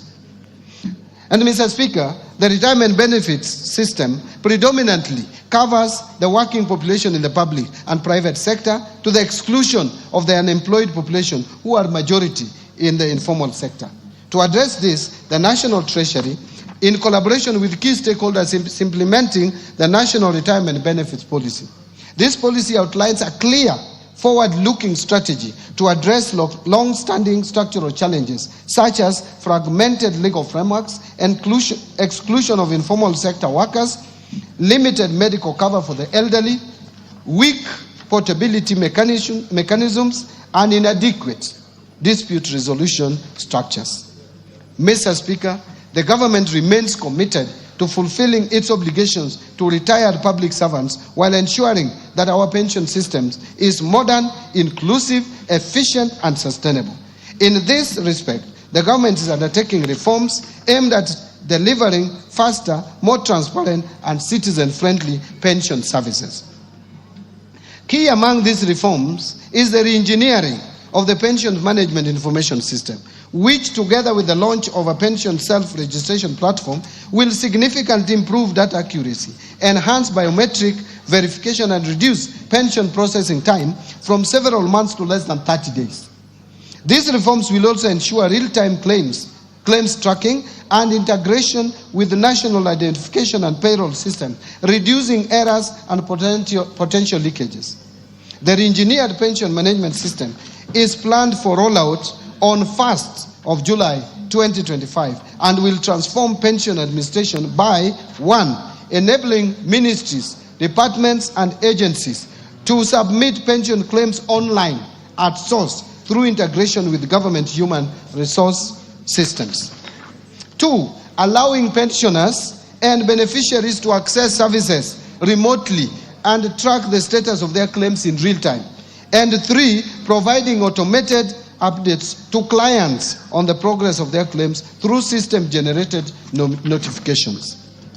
On insurance reforms, Mr. Speaker, to facilitate the growth of the insurance industry in Kenya, the government will speed up the approval of the National Insurance Policy and its implementation. The policy will guide the review of the Insurance Act, which has served its purpose, albeit with progressive amendments for the last 30 years. Mr. Speaker, the Insurance Regulatory Authority is undertaking focused training on livestock and crop insurance, targeting farmers and pastoralist communities. These efforts are aimed at improving understanding and access to agricultural insurance as a tool for mitigating climate-related risks and protecting livelihoods of farmers and pastoralist communities. The authority is also conducting a comprehensive money laundering and terrorist financing risk assessment on the vulnerability of the insurance industry. This will aid in the identification of areas of improvement so as to strengthen the supervisory framework. On reforms under the education sector, Mr. Speaker, the National Treasury is committed to upholding the right to education, including free and compulsory basic education as guaranteed under Article 53B of the Constitution of Kenya.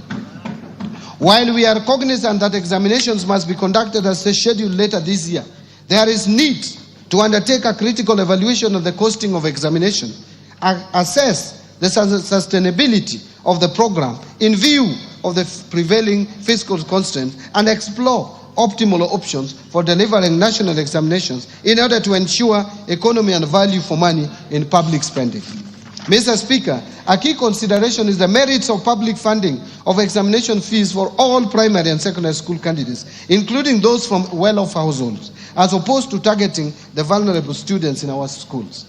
We should also explore options of making the exercise of delivering national examinations simple and affordable without compromising the credibility of the exercise. To this end, the National Treasury is in consultations with the Ministry of Education on how best to achieve this at a minimal cost possible, including evaluating possible cost-sharing mechanisms. Mr. Speaker, the government remains committed to ensuring access to quality education for all children. In this regard, I assure the public and the 2025 examination candidate of our commitment to provide adequate funding for 2025 national examinations. On the fiscal policy framework, Mr. Speaker, the implementation of 2024-2025 budget has faced notable challenges, primarily following the withdrawal of the Finance Bill of 2024. Its withdrawal, alongside the associated public demonstrations, adversely affected economic activity and disrupted business operations across the country, compounding the fiscal pressures facing the government already. In response, the government undertook a revision of the fiscal framework through Supplementary Expenditure number 1 in August 2024. This revision reflected a lower revenue base following the preliminary outcomes of financial year 2023-24, while also addressing immediate cash flow constraints. These adjustments were critical to ensuring the continuity of public service delivery. Mr. Speaker, in addition to the mid-year economic disruptions, the budget execution has been further constrained by shortfalls in revenue and emerging expenditure pressures. Notably, the implementation of the collective bargaining agreements and funding requirements under the new university education financing model have placed significant demands on the available fiscal space. These challenges have led to cash flow pressures and a buildup of pending obligations, necessitating careful fiscal management and reprioritization. To address these evolving dynamics, the government prepared supplementary budget estimates to accommodate revenue shortfalls experienced during the current fiscal year and accommodated expenditure pressures.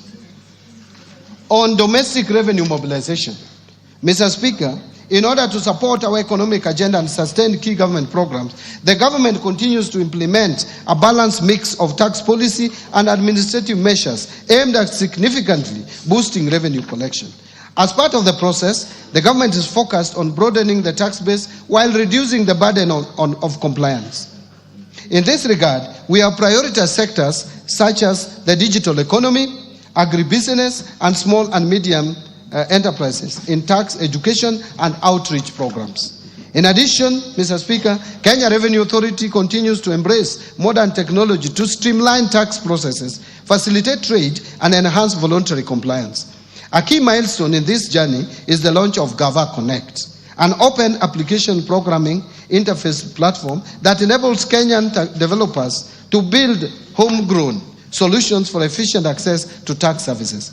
This program enhances service delivery, improves transparency, and strengthens our ability to detect tax evasion. Mr. Speaker, Kenya Revenue Authority has also introduced several digital tools to simplify compliance and boost operational efficiency. One is what we call auto-populated VAT returns for seamless, accurate tax filing. Two, simplified pay returns, accessible via mobile web and application program interface. 3, electronic rental income tax system that has enabled transparent rental income declarations. And 4, forecourt electronic tax invoice management system integration in the petroleum sector, connecting fuel dispensers to point of sale terminal.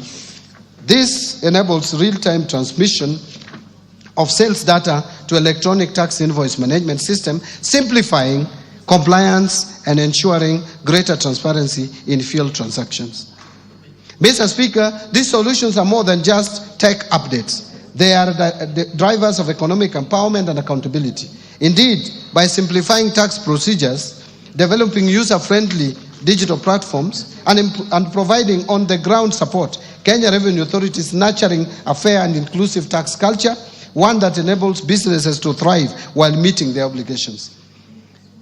Mr. Speaker, building on the progress made, our focus in the financial year 2025-26 and over the medium term will be to strengthen domestic resource mobilization through the following key initiatives. First, continue with the implementation of the national tax policy and the medium-term revenue strategy to provide a consistent and predictable framework for tax administration and policy formulation. Second, continue with the automation of tax administration processes to improve the overall efficiency of the tax system. And third, enhancing non-tax revenue collection by enabling ministries, departments, and agencies to generate income through the services they provide to the public. Mr. Speaker, as part of our broader fiscal reform agenda, the government is undertaking targeted tax administrative reforms aimed at strengthening our revenue base and promoting inclusive economic growth. These reforms will focus on 3 key objectives. First, reducing tax expenditures. Mr. Speaker, tax expenditures stood at 3.38% of GDP in 2023. To unlock additional revenue for national government, we must reduce that tax expenditure. Second, expanding the tax base and enhancing compliance, in line with the goals set out in the medium-term revenue strategy. And third, streamlining the tax structure to encourage domestic production, attract investment, and stimulate economic growth. Mr. Speaker, allow me to speak to improving efficiency of public expenditure. Here, Mr. Speaker, in our continued effort to ensure prudent fiscal management, the government will sustain and deepen measures aimed at strengthening expenditure control and enhancing the efficiency and effectiveness of public spending. To this end, the government will implement a series of targeted actions, which include: 1, utilization of the launched end-to-end procurement system to maximize value for money, enhance efficiency and transparency in public procurement processes. 2, rolling out of a human resource management system across all national government ministries and departments, as well as county government, to support better management of the public wage bill. 3, scaling up the use of the public-private partnerships framework for commercially viable projects to attract private sector participation in public service delivery, what we call PPP. 4, improving the public service pension administration through rolling out the pension management information system. And 5, fast-tracking governance reforms in state corporations to strengthen accountability, efficiency, and financial sustainability. I want to now turn to revenue projections.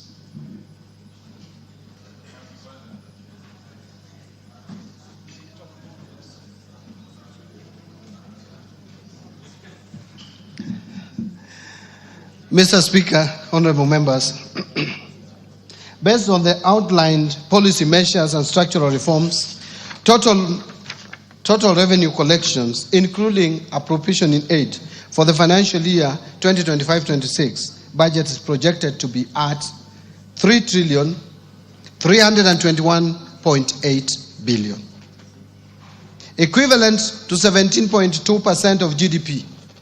Of this amount, ordinary revenue is projected at Kenya shillings 2,754.7 billion, which is equivalent to 14.3% of GDP.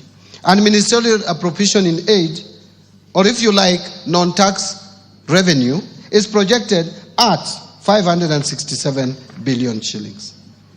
Grants are projected at 46.9 billion or 0.2% of the GDP. Having talked about revenue projections, let me now turn to expenditure projections. Mr. Speaker, total expenditure in the financial year 2025-2026 budget is projected at 4,291.9 billion, equivalent to 22.3% of GDP. And of this, recurrent expenditures will amount to 3,134.4 billion, equivalent to 16.3% of GDP. And development expenditures, including allocations to domestic and foreign finance projects, contingency fund, and equalization fund, will amount to 693.2 billion, equivalent to 3.6% of GDP.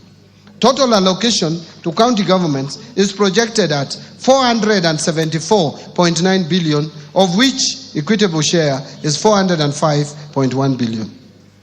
Fiscal deficit and financing.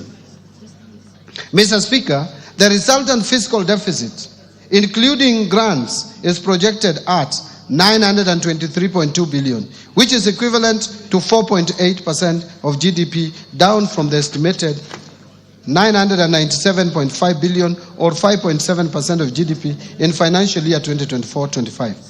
The fiscal deficit for the financial year 25-26 budget will be financed by net external borrowing of 287.7 billion, equivalent to 1.5% of GDP, and net domestic borrowing of 635.5 billion, which is equivalent to 3.3% of GDP. Public debt management. Mr. Speaker, Kenya's public debt is projected to remain with these sustainable levels over the medium term. In present value terms, the debt to GDP is projected to progressively decline from 63% in 2024 towards the debt anchor of 55% or minus 5% of GDP plus or minus 5% of GDP for 2028. To support the projected decline in debt levels, the National Treasury will continue implementing various reforms as guided by the medium-term debt management strategy, including liability management operations, continue pursuing use of concessional loans from multilateral, bilateral, and limited commercial sources such as international bond issuances. Additionally, reforms targeted to support domestic market development will eventually reduce the cost of public debt while sustaining fiscal consolidation efforts to ensure debt remains within sustainable levels. Further, the government will explore emerging funding instruments such as debt swaps, diaspora bonds, sustainability-linked bonds, and environmental, social, and governance debt instruments to fund budget deficit and manage public debt. This strategic approach will not only diversify our financing options, but also strengthen international partnerships and promote sustainable growth. Mr. Speaker and honorable members, the government is keen on sustaining transparency and improving efficiency on public debt service. To this end, the National Treasury is in the process of integrating the Commonwealth Meridian Debt Management System with the Integrated Financial Management Information System, IFMIS, and the core banking systems of Central Bank of Kenya. On public-private partnerships framework, Mr. Speaker, the government continues to strengthen the role of public-private partnerships in financing our development agenda. Currently, there are 32 PPP projects at various stages which are targeted to mobilize 70 billion shillings in the financial year 2025-2026 through private investments in priority sectors, including energy, water, housing, health, and transport. So, Mr. Speaker, to enhance transparency and accountability at all stages of project life cycle while implementing PPP, I recently issued a circular on mandatory disclosure requirements for all privately initiated proposals. This measure is part of our broader effort to strengthen the integrity of the PPP program and to ensure that private sector participation in public projects fosters public trust. Mr. Speaker, the National Treasury in May 2025 received the final report of the Committee of Experts on leveraging local financial markets for investment into public-private partnerships and implementation. The committee recommended the establishment and operationalization of PPP Implementation Trust Fund as the central mechanism for enhancing private sector participation in PPPs, particularly through institutional and retail entities. Additionally, Mr. Speaker, the PPP regulations under consideration by Parliament will enhance clarity around PPP processes, thereby enhancing efficiency and project delivery. This will also unlock a pipeline of county-level specific PPP projects in partnership with development partners. In strengthening public finance management reforms, number one is migration to accrual accounting. Mr. Speaker, to strengthen management of public resources, all government ministries, departments and agencies adopted accrual accounting as of 1st July 2024. The first accrual-based financial statements are expected for the financial year ending 30th June 2025, which is a few days away. The accrual accounting will enable the government to account for all assets and liabilities, including all government assets. Second, Treasury single account. Mr. Speaker, to enhance cash management, the migration of ministries, departments and agencies to the Treasury single account is progressing well. The Central Bank of Kenya is scheduled to go live with its T24 system upgrade in July 2025. This upgraded platform will support the implementation of Treasury single account core functionalities and facilitate the National Treasury to roll out the key elements of the Treasury single account system. Concurrently, the National Treasury is on track to onboard county governments in 2026. The final phase will involve integrating all remaining national government entities into the Treasury single account by financial year 26-27. Third, zero-based budgeting. Mr. Speaker, to reorient the budgeting and expenditure framework, the government adopted the zero-based budgeting approach while finalizing the financial year 25-26 budget. To implement this approach, the National Treasury developed a budget costing tool that was integrated into the IFMIS budget module for the national government.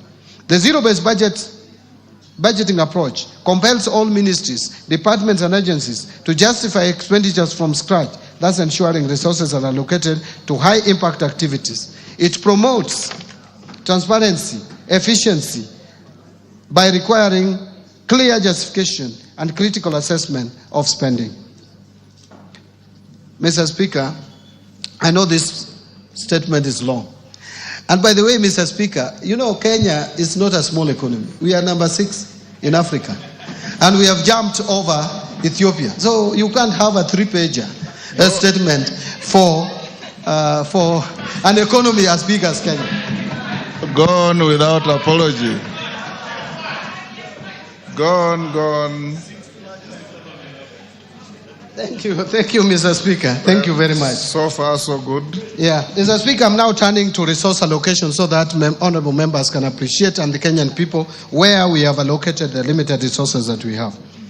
Mr. Speaker, now let me highlight the government spending priorities for financial year 25-26. Expenditures for the financial year 25-26 will consolidate the gains realized under the bottom-up economic transformation agenda, with special focus placed on promoting investment in core pillars and their enablers through a value chain approach. Number one, under agricultural transformation and inclusive growth, which is the first pillar. Mr. Speaker, the government will continue to transform the agriculture sector by increasing productivity in key value chains such as fisheries and aquaculture, horticulture, food crops, livestock and rangeland development. The government will scale up support to farmers through input financing, subsidies and extension services. This will move the country from food deficit to food surplus, reduce reliance on food imports and revamp export crops. Mr. Speaker, in this respect, I have proposed an allocation of 47.6 billion for various programs under this sector, despite the fact that agriculture is largely devolved. This includes 8 billion for the fertilizer subsidy program, 10.2 billion for the National Agricultural Value Chain Development Project, 800 million for small-scale irrigation and value addition project, 1.2 billion for food security and crop diversification project, and 5.8 billion for the food systems resilience project. Mr. Speaker, to promote livestock production, I have proposed Kenya shillings 2.3 billion for de-risking, inclusion, and value enhancement of pastoral economies programs. 1.6 million Kenya shillings for Kenya Livestock Commercialization Program, and 280 million for the Livestock Value Chain Support Project. I have also proposed Kenya shillings 340 million for the Development Leather Industrial Park at Kenania. Mr. Speaker, to support the growth of blue economy, I have proposed a total of 8.2 billion to the blue economy and fisheries subsector.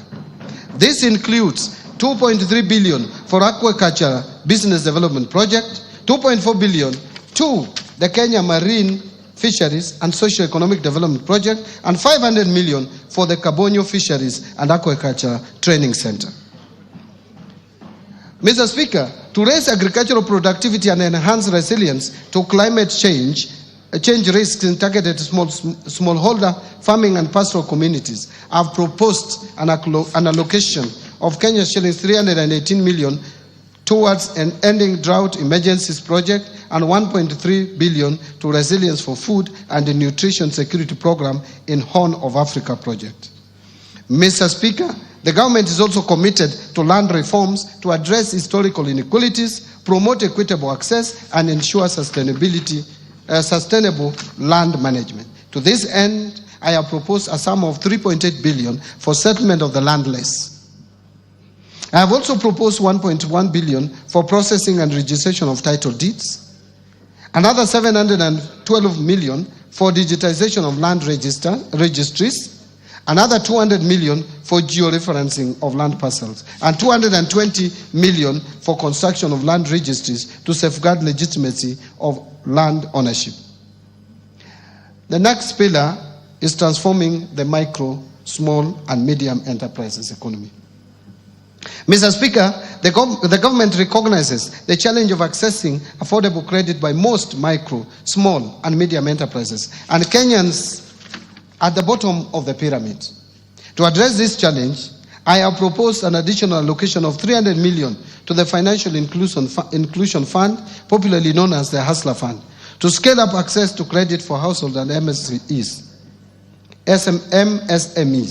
I have also proposed an additional 308 million for the Youth Enterprise Development Fund, 550 million for the Center for Entrepreneurship Project, and 1.3 billion for Rural Kenya Financial Inclusion Facility.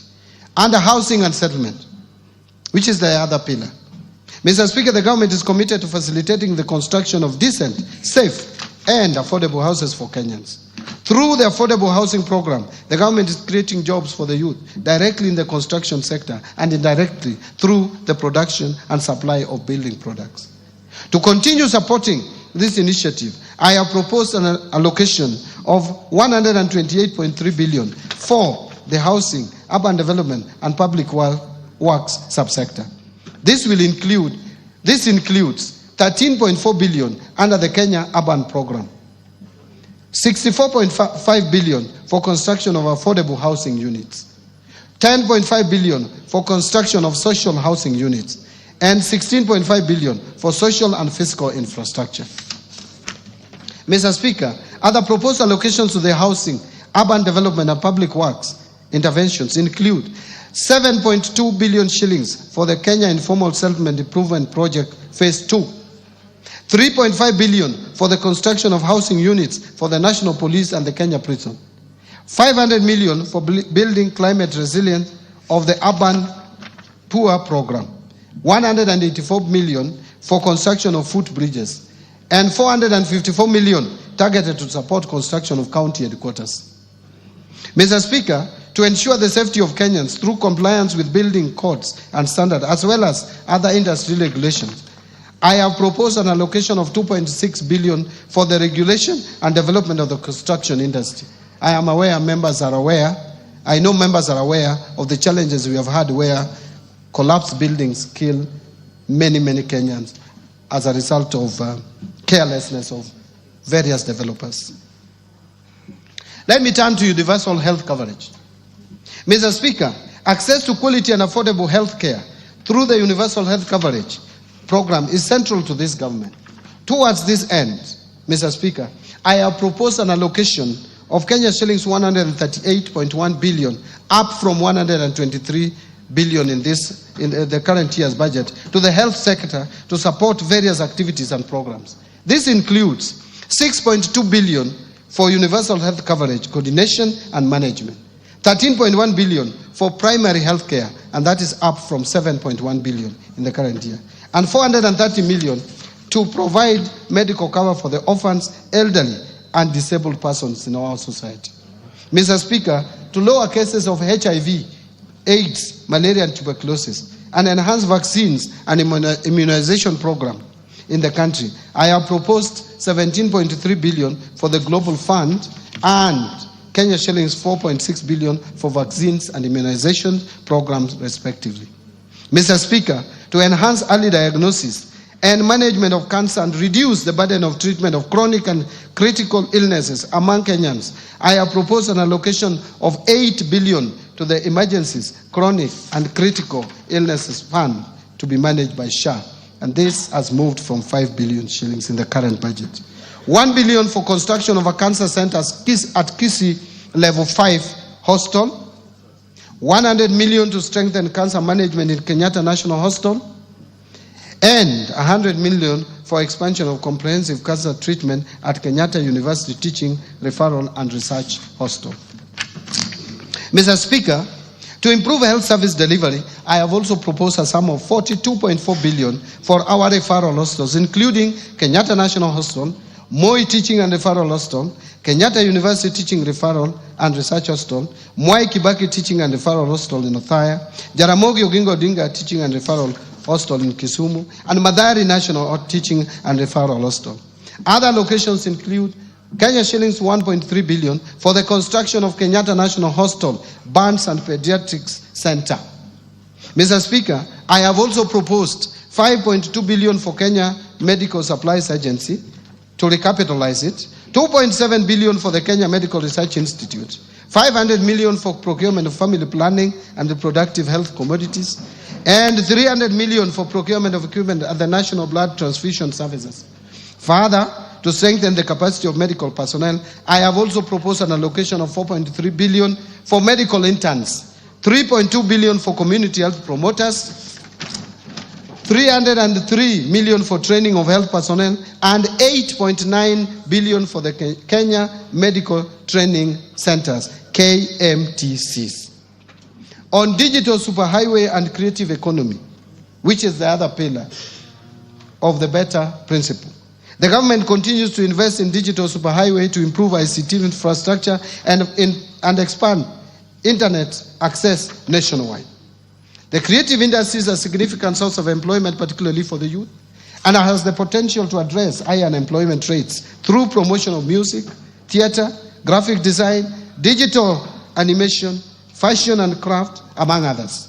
Mr. Speaker, to support growth in the digital superhighway, I have proposed an allocation of 12.7 billion to fund initiatives in the information, communication technology sector. Specifically, this proposed allocation includes 2.3 billion shillings for the construction of Kenya Advanced Institute of Science and Technology at Konza Technopolis, 3.7 billion for Kenya Digital Economy Acceleration Project, and 333.2 million for government shared services, 382 million for the digital superhighway, 689 million for the establishment of digital hubs, and 750 million for maintenance and rehabilitation of national optic fiber backbone infrastructure.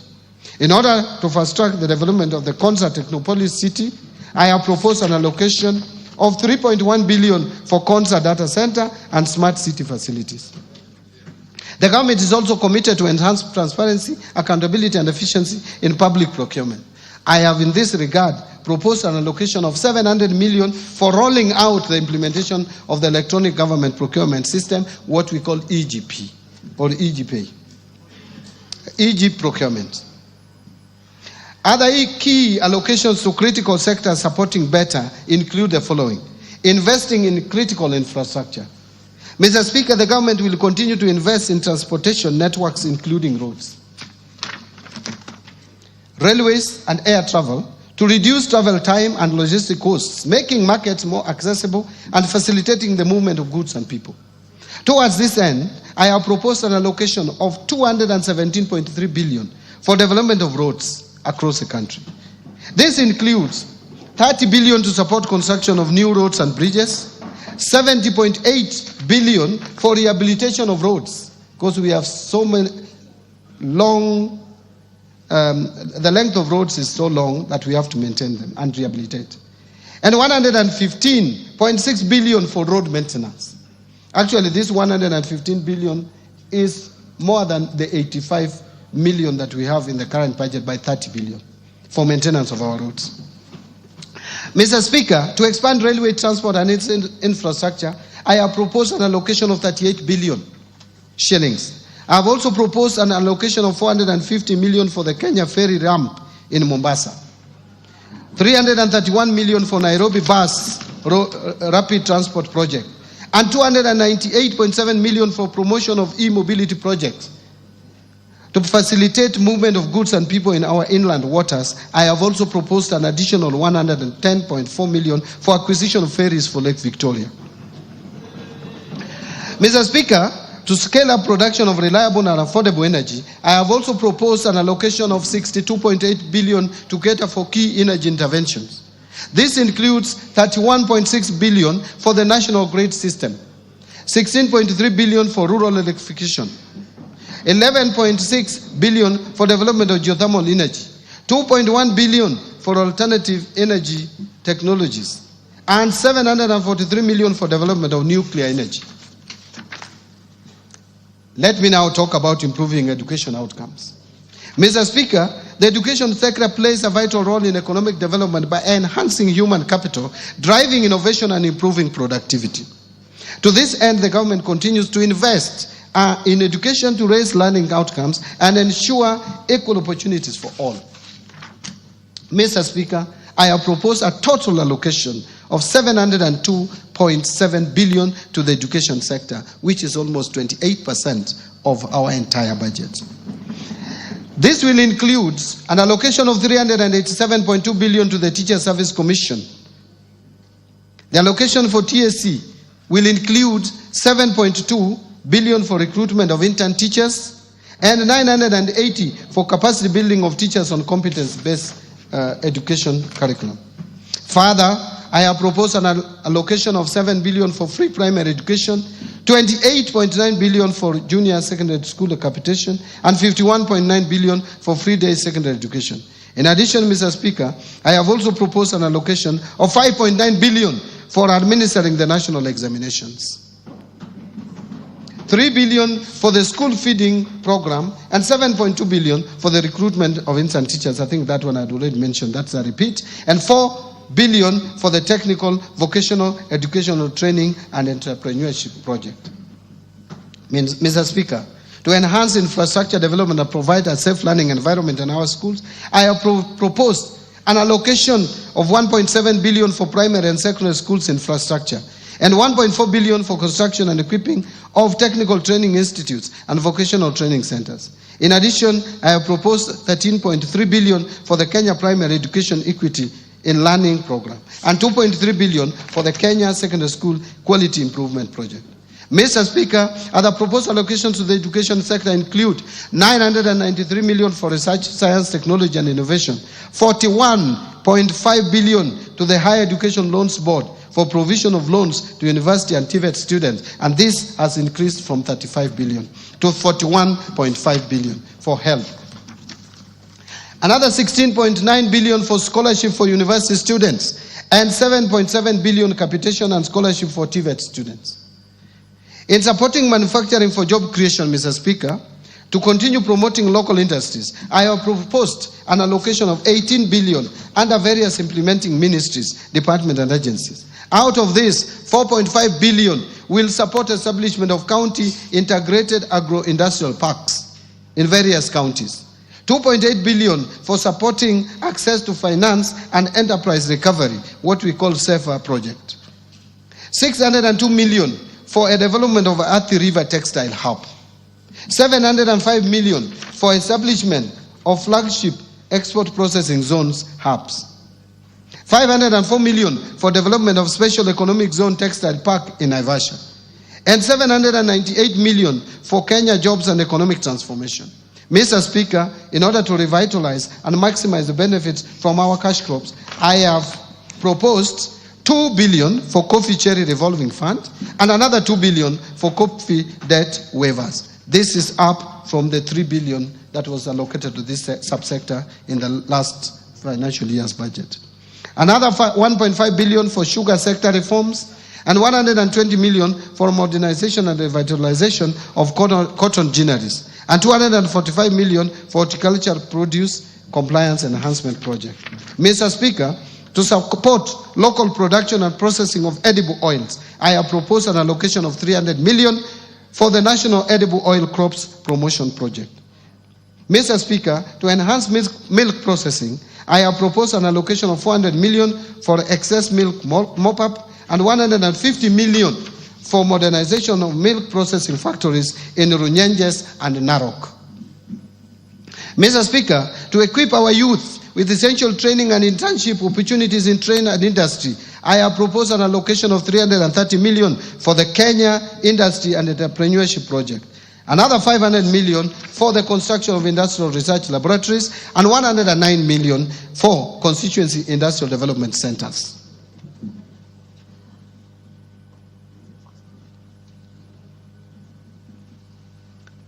Now let me speak to improving security. Mr. Speaker, a stable and secure environment fosters investment, trade, and overall economic growth. In this regard, I have proposed an allocation of 202.3 billion for defense, another 125.7 billion for the National Police Service, and 51.4 billion for the National Intelligence Service, another 32.5 billion for internal security and national administration, and 38.1 billion for prison services. I have also proposed an additional allocation of 10 billion to cater for leasing of police motor vehicles and 3.6 billion for police modernization program. Mr. Speaker, to combat crime and enhance administration of justice, I have proposed 1.2 billion for construction and modernization of national forensic facilities.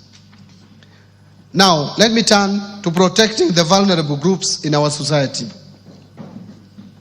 Mr. Speaker, social protection services are crucial for building more equitable and resilient societies by reducing poverty, inequality, and vulnerability, as well as promoting economic growth and social cohesion. I have in this regard proposed an allocation of 41.4 billion in this budget to protect the vulnerable members of our society and promote affirmative action. This is increasing from 33 billion in the current financial year's budget. Out of this allocation, 25.1 billion will cater for cash transfers to the elderly persons. And again, this has moved from 18 billion, so it has increased by 7 billion. 8.9 billion for cash transfers to orphans and vulnerable children. Again, that's a jump of 1 billion more. And 1.5 billion for cash transfers to persons living with disability. Again, this has been increased from 1.19 billion. Mr. Speaker, the proposed allocations also includes 3.9 billion for the Kenya Hunger Safety Net Program, 450 million for the National Fund for the Disabled of Kenya. In addition, there is 600 million which will go to the Child Welfare Society of Kenya, 100 million for the Presidential Bursary for Orphans, 180 million for the Street Families Rehabilitation Trust Fund, and 90 million for the National Albinism Support Program, and finally 90 million for the National Autism Support Program. On equity, poverty reduction, women and youth empowerment. Mr. Speaker, unemployment remains one of the most persistent and challenging issues facing the country today. The challenge is not only about job creation, but also bringing the critical gap between education and employment and developing relevant skills for the modern economy. In order to empower the youth and support businesses owned by youth and women and to promote development in the constituencies, I have proposed 105.6 billion for these initiatives. This allocation includes I have proposed 105.6 billion, not million, for these initiatives. This allocation includes 10 billion for the National Youth Service, NYS, 3.6 billion to National Youth Opportunity Towards Advancement, what is famously known as Nyota, and Kenya shillings 318 million for the Youth Enterprise Development Fund. In addition, I have proposed 990 million for film development services. Mr. Speaker, To further empower our women and girls, I have proposed 353 million for the Women Enterprise Fund, 940 million for provision of sanitary towels to school-going girls, 254 million for strengthening prevention and response to gender-based violence in Kenya, 110 million for eradication of female genital mutilation, and 4 billion for the National Government Affirmative Action Fund, otherwise known as NGAF. Mr. Speaker, to promote regional equity, reduce poverty, and enhance social development across the country, I have proposed 58.8 billion for the National Government Constituency Development Fund, 9.6 billion for the Equalization Fund to finance programs in identified marginal areas or marginalized areas, and another 15.9 billion for the Kenya Devolution Support Program number 2. To stimulate tourism growth, sports, culture, recreational and arts, Mr. Speaker, in order to harness national pride, empower our youth and position Kenya as a regional beacon of talent and heritage, I have proposed an allocation of 29.7 billion to support sports, culture and recreation as well as tourism. This proposed allocation includes 13.5 billion for the Sports, Arts and Social Development Fund, 2.3 billion to establish an automation and digitization system for the sports registrar, 241 million for the Anti-Doping Agency of Kenya to make Kenya remain competitive in the athletics and other sports, 402 million for Sports Kenya, 245 million for the Kenya Academy of Sports, 8.2 billion for the Tourism Fund, and 4.8 billion for Tourism Promotion Fund.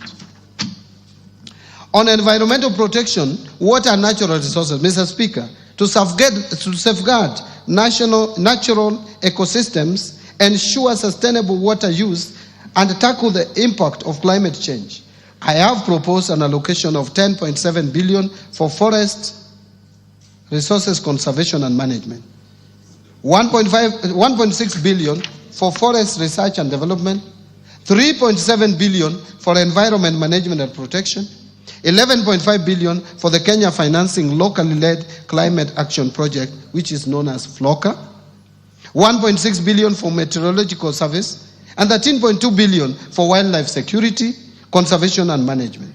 Another 953 million for wildlife research and development. In addition, I have also proposed 1.1 billion for human wildlife conflict compensation and 950 million for wildlife insurance. Mr. Speaker, I have also proposed an allocation of 26.8 billion for water and sewerage infrastructure development. Out of this, 16.5 billion for water resources management and 1.9 billion for water storage and flood control. In addition, I have also proposed 15 billion for irrigation and land reclamation and 266 million for water harvesting and storage for irrigation. In order to improve governance and sustaining the fight against corruption, Mr. Speaker, to enhance good governance, intensify the fight against corruption, and entrench integrity and accountability in public service delivery, I have proposed Kenya shillings 4.5 billion for the Ethics and Anti-Corruption Commission, 4.5 billion for the Office of the Director of Public Prosecutions, 5.3 billion to the State Law Office, and 8.7 billion for the Office of the Auditor General. In addition, Mr. Speaker, to enhance the oversight and legislative role of Parliament, I propose an allocation of 48 billion for Parliament. To enable administration of justice, I also propose an allocation of 27.8 billion for the judiciary. Now let me turn to allocation to county governments.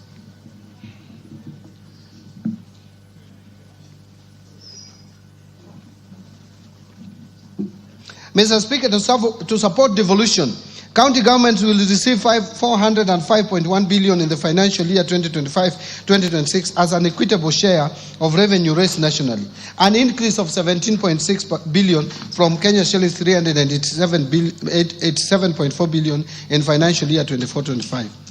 The 405.1 billion represents 25.8% of the most recently audited revenues for financial year 2020-2021, way higher than the minimum of 15% prescribed in Article 203(2) of the Constitution. In order to ensure food and nutrition security, infrastructure development, improved water and sanitation systems, among others, county governments will receive an additional 69.8 billion as additional allocations. Equalization Fund. Mr. Speaker, to support implementation projects in the marginalized areas, 7.85 billion has been proposed as an allocation to the Equalization Fund in the financial year 2025-2026, and an additional 2.74 billion to settle outstanding arrears owed to the fund.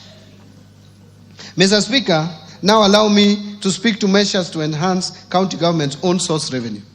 Mr. Speaker, the own source revenue policy recommended the development of a national framework legislation to regulate the introduction of taxes, fees, and charges by county governments. Consequently, the National Treasury and other stakeholders developed the county government revenue raising process bill, which is currently before Parliament for consideration. Again, I urge the Honourable House to consider the bill and prioritize its enactment. Mr. Speaker, now let me turn to taxation measures.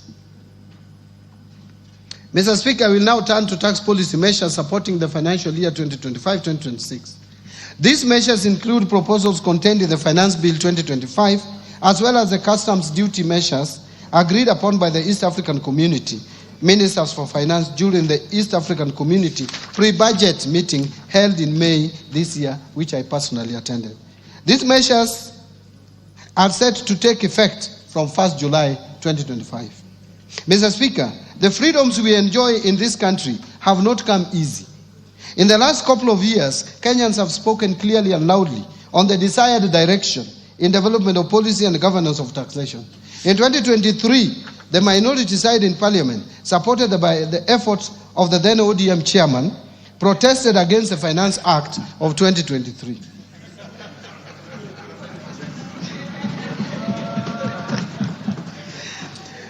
Last year, Mr. Speaker, some provisions in the Finance Bill 2024 triggered protests across the country.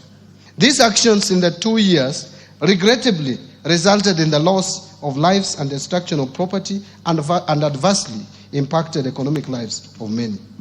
In the remembrance of our fellow Kenyans who lost their most precious lives during these protests, allow me, Mr. Speaker, that we observe a minute of silence in their remembrance.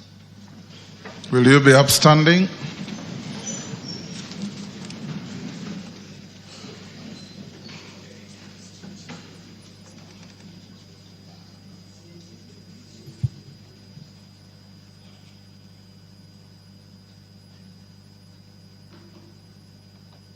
May their souls continue resting in eternal peace. Thank you, honorable members.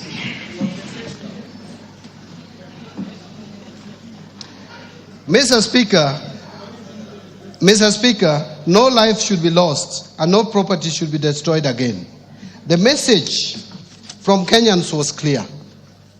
Since I took office at the National Treasury and Economic Planning, I assured Kenyans that we shall strive to reduce tax burden. In this respect, the Finance Bill of 2025 has neither proposed new taxes nor raised any tax rates. Instead, we have chosen to enhance tax revenue collection through administrative reforms by simplifying and streamlining tax laws to make them clearer and easier to implement, thereby by improving taxpayer compliance. The process also involves rationalization of tax expenditure to enhance equity and fairness. Mr. Speaker, the revenue foregone through tax incentives or tax expenditure has increased significantly, rising from Kenya shillings 393.1 billion which is equivalent to 2.9% of GDP in 2022, to 510.6 billion, which is equivalent to 3.4% of GDP in 2023. To reverse this trend, the Finance Bill of 2025 proposes reforms to rationalize tax expenditures so as to promote equity, fairness, efficiency, and reduce distortions within the tax system.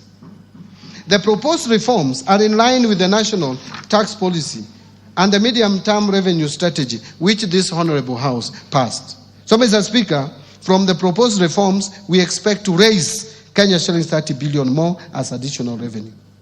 Mr. Speaker, customs measures agreed upon by East African community ministers during the pre-budget meeting are intended to protect our industries and ensure they access raw materials and inputs at affordable prices.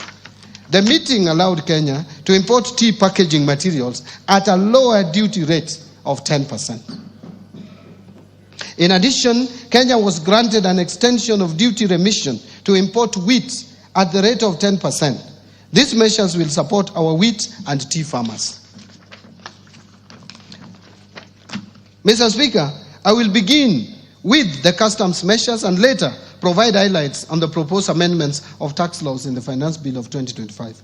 On customs measures, to meet the local demand of rice, Kenya was allowed to extend the stay of application on the East African Community Common External Tariff and import rice at the rate of 35% or USD 200 per metric ton, whichever is higher, instead of the common external tariff rate of 75% or USD 345 per metric ton.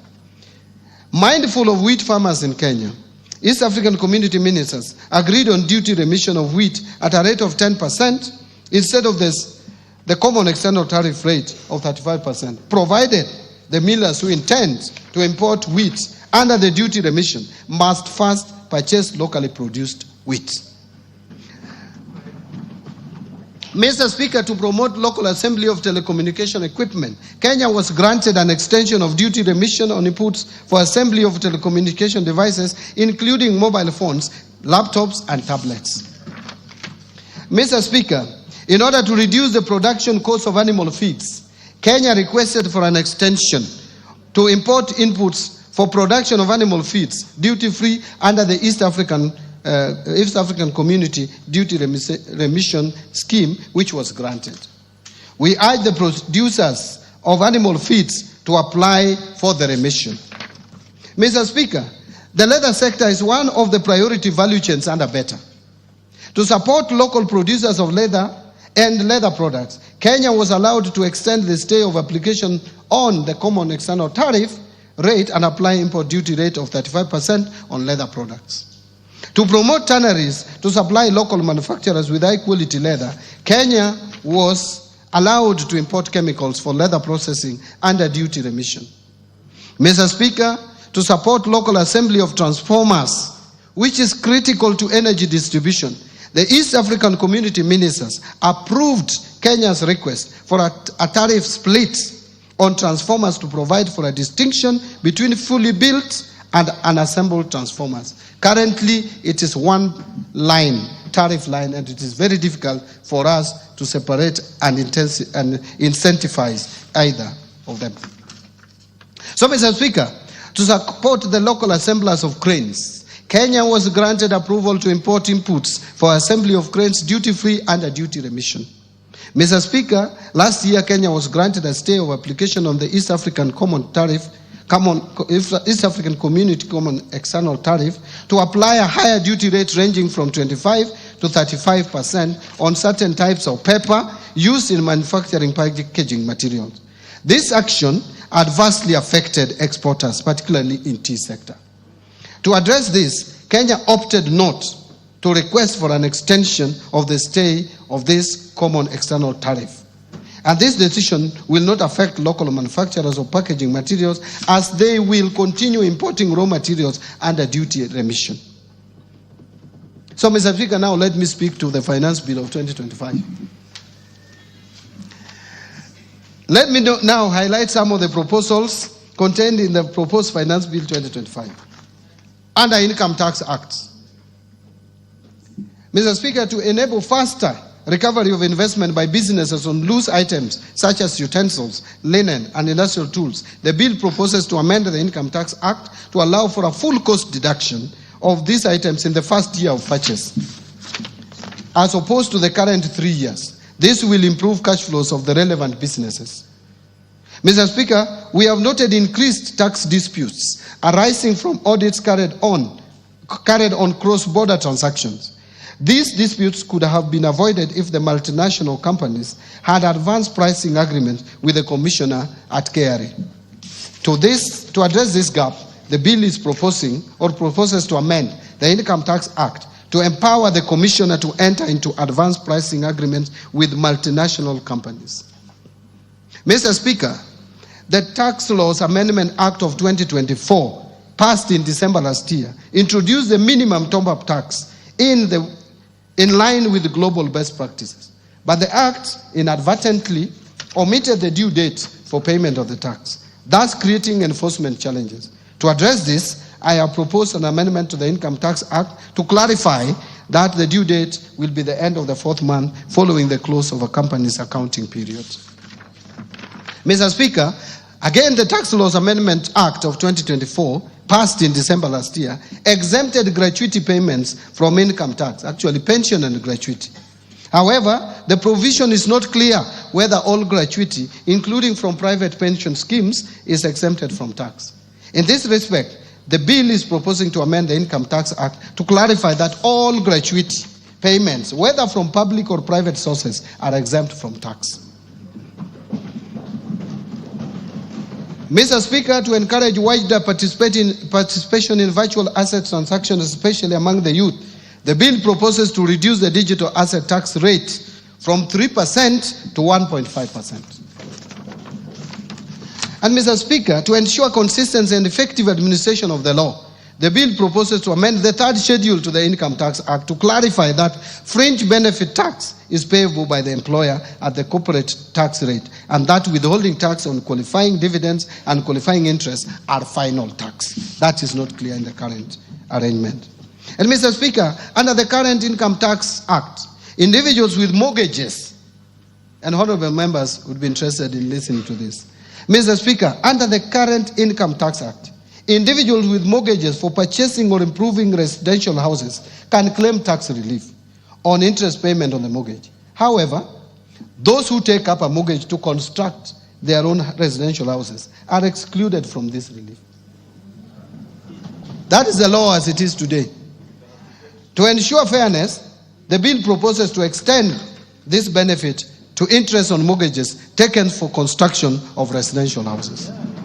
This will support home ownership and align with the better pillar on affordable housing. Mr. Speaker, the current tax-free daily subsistence allowance of $2,000 for private sector employees on official duties outside their usual workplace is lower than that of the public sector employees. To enhance equity, the bill is proposing to increase the tax-free daily subsistence allowance for private sector employees from 2,000 to 10,000 shillings. Mr. Speaker, Kenya has an opportunity to strengthen its position as a regional financial hub. In this respect, the bill proposes amendment to the Income Tax Act to provide that companies certified by the Nairobi International Financial Center Authority, NIFCA, that invest new capital of at least 3 billion over a period of 3 years to pay a reduced corporate tax rate of 15% for the first 10 years and 20% for the subsequent 10 years. The companies qualifying for this will be required to employ Kenyans at senior management level. The startup companies that are certified by Nairobi International Financial Center Authority will enjoy a 15% tax rate for the first 3 years and 20% for the subsequent 4 years. And dividends earned by certified holding companies and regional headquarters will be exempted from tax provided that at least 250 million is reinvested annually in Kenya. Mr. Speaker, we have noted that some employees seek refunds from KRA on reliefs of deductions that ought to have been deducted by their employers. To address this challenge, the bill proposes to amend the Income Tax Act to make it mandatory for employers to consider all eligible tax reliefs and deductions when computing employees' income tax. Presently, employers are not compelled to deduct these reliefs in computing pay as you earn. Value-added tax. Mr. Speaker, while a supplier is required to issue a tax invoice at the point of sale, there is currently no definition of tax invoice under the VAT Act. This creates ambiguity on what constitutes a tax invoice. To resolve this ambiguity, the bill is proposing to amend the VAT Act to define a tax invoice. Mr. Speaker, to strengthen tax administration and enhance compliance, the bill proposes to require the issuance of tax invoices for all suppliers, whether taxable or exempt. This amendment will support better record keeping by taxpayers and facilitate the pre-population of returns. Mr. Speaker, to support business operations, the bill proposes to shorten the period for claiming refunds on bad debts from 3 years to 2 years, and to allow taxpayers to either request for a refund or offset it against future VAT liabilities. Mr. Speaker, again, entities in special economic zones currently benefit from VAT exemptions and zero rating, but there is no provision to recover tax when these benefits are misused or abused. To safeguard revenue and promote accountability, the bill proposes to recover VAT where exempted or zero-rated goods or services are used for purposes other than those intended. Mr. Speaker, to prevent leakages or revenue leakages, strengthen tax administration, and promote equity across sectors, the bill proposes to move some zero-rated goods and services that are consumed locally to exempt status. Further, Mr. Speaker, some of the goods exempted from VAT have multiple uses, making it difficult to effectively monitor whether they are finally used for the intended purpose. In this respect, the bill proposes to amend the VAT Act to remove such exemptions. Under excise duty, Mr. Speaker, to minimize tax disputes relating to classification of locally produced accessible goods, the bill proposes an amendment to the Excise Duty Act to clarify that the East African Community Common External Tariff and its classification rules shall apply to all accessible goods, both imported and locally manufactured. Mr. Speaker, to streamline the processing of application for license to manufacture accessible goods by the Commissioner, the bill proposes to amend the Excise Duty Act to require the Commissioner to provide feedback on the application within 14 working days from the date of receipt of all valid documents. Mr. Speaker, the Excise Duty Act provides for taxation of alcoholic beverages based on pure alcoholic content, which increased cost for producers using spirits over 90% alcohol content as raw materials from 356 shillings to about 1,000 shillings per litre. Since undenatured extra neutral alcohol is a key input in the manufacturing of spirituous beverages, the bill proposes to amend the Excise Duty Act to provide an excise duty rate of 500 shillings per litre for undenatured extra neutral alcohol above 90% strength supplied to licensed spirituous beverage manufacturers. Mr. Speaker, to promote equity and fairness in taxation of accessible services offered through the internet or electronic network, the bill proposes to amend the Excise Duty Act to bring non-resident persons without a physical presence in Kenya into the tax net when they supply accessible services through these mediums. Mr. Speaker, to avoid double taxation of fees charged by digital lenders, the bill proposes to amend the definition of digital lender under the Excise Duty Act to exclude entities licensed under the Banking Act, the Cooperative Societies Act, and the Microfinance Act.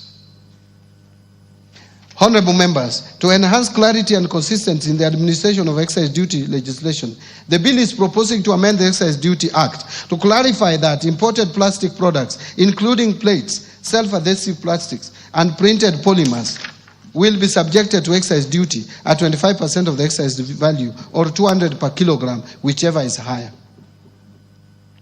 Now let me speak to miscellaneous fees and levies. Mr. Speaker, the Export and Investment Promotion Levy on billets and wire rods, which are now which are raw materials in manufacture of nails, fencing wires, gabions, bolts, and nuts, have raised production costs of these products. In this respect, the bill proposes to amend the Miscellaneous Fees and Levies Act to review the levy downwards. Mr. Speaker, to promote Nairobi as regional aircraft maintenance hub while managing tax expenditures, the bill proposes to amend the Miscellaneous Fees and Levies Act to introduce import declaration fee and railway development levy on small aircrafts and helicopters, but retain the exemption on spare parts of all aircrafts. The Tax Procedures Act, 2015. No, this is the act is 2015. Mr. Speaker, to enhance the Commissioner's ability to recover unpaid taxes from non-residents, the bill is proposing to amend the Tax Procedures Act to expand the scope of agency notices to include non-resident persons. Mr. Speaker, and this is controversial, to close a loophole that hinders enforcement of tax compliance and ensure timely revenue collection, the bill proposes to amend the Tax Procedures Act to clarify that enforcement of tax collection when a tax appeals tribunal or a court judgment on tax dispute is in favor of the Commissioner shall only be suspended where a stay order has been granted. That is not the one that I thought I was going to read. The controversial one is yet to come. Mr. Speaker, to remove the financial and legal barriers that may hinder effective enforcement of recovery of unpaid taxes, the bill proposes to amend the Tax Procedures Act to provide that property transfers made by or to the Commissioner in recovery of tax liabilities be exempted from stamp duty. Mr. Speaker, to promote transparency, uphold fair administrative action, and strengthen trust in tax administration, the bill proposes to amend the Tax Procedures Act to require the Commissioner to provide reasons when issuing amended tax assessments to a taxpayer,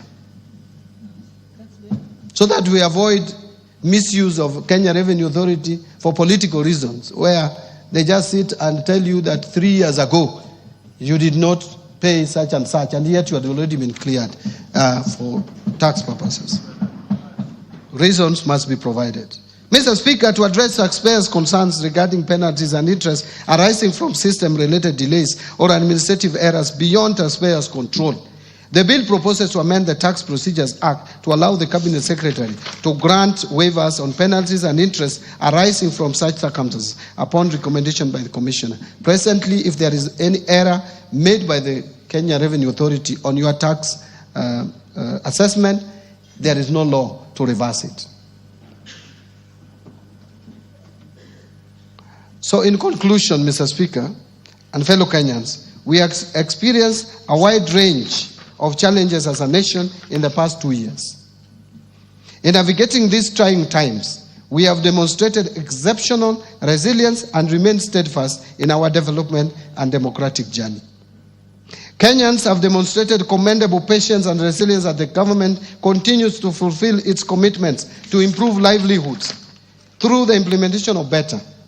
And under the leadership of His Excellency the President, Dr. William Samoei Ruto, we have made meaningful progress in advancing our development agenda, promoting inclusion, fostering national unity, and working together to build our nation and renew the spirit of patriotism. Mr. Speaker, the budget I have presented today has been thoughtfully prepared to navigate the delicate balance of competing interests while adhering to our fiscal consolidation plan. Mr. Speaker, I am confident that the policies and structural reforms I have outlined provide a solid foundation for sustaining our socio-economic transformation. These measures are designed to stimulate job creation, strengthen our economic recovery, and ease the cost of living. I therefore call upon honorable members and all Kenyans to support the implementation of the budget as we work together in pursuit of shared prosperity. Finally, Mr. Speaker, the journey to a prosperous Kenya calls for leadership and collective commitment of all Kenyans. Last year, the Orange Democratic Movement joined hands with the United Democratic Alliance under Kenya Kwanza to form a broad-based government. This unity has brought renewed peace and stability to Kenya and fostered inclusive development beyond tribal lines.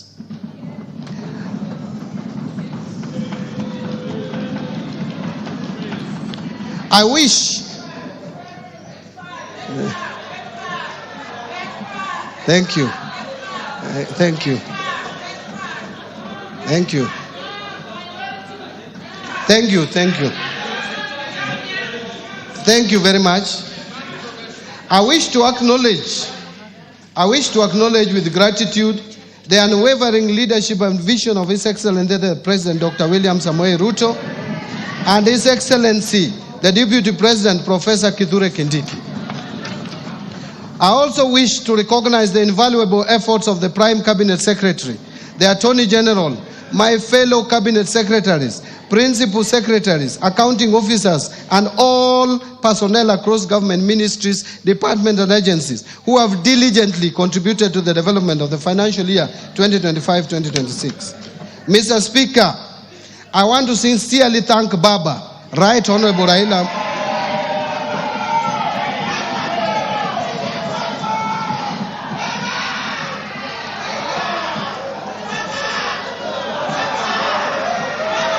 Thank you, honorable members.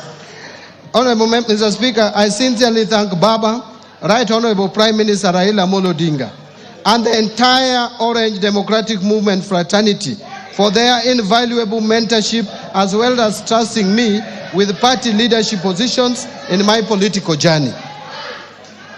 But Mr. Speaker, I will not forget that I served the people of Suba South constituency as their elected representative for a period of 15 years and a further 2 years as nominated member of parliament before my appointment to the cabinet. I truly appreciate the people of Suba South constituency for the opportunity they gave me to serve them, and I will remain forever grateful. In addition, I served in the leadership of parliament as a minority leader, and equally, I appreciate the support accorded to me by this House and its leadership during my tenure. My sincere appreciation goes first to you, Honorable Speaker of the National Assembly,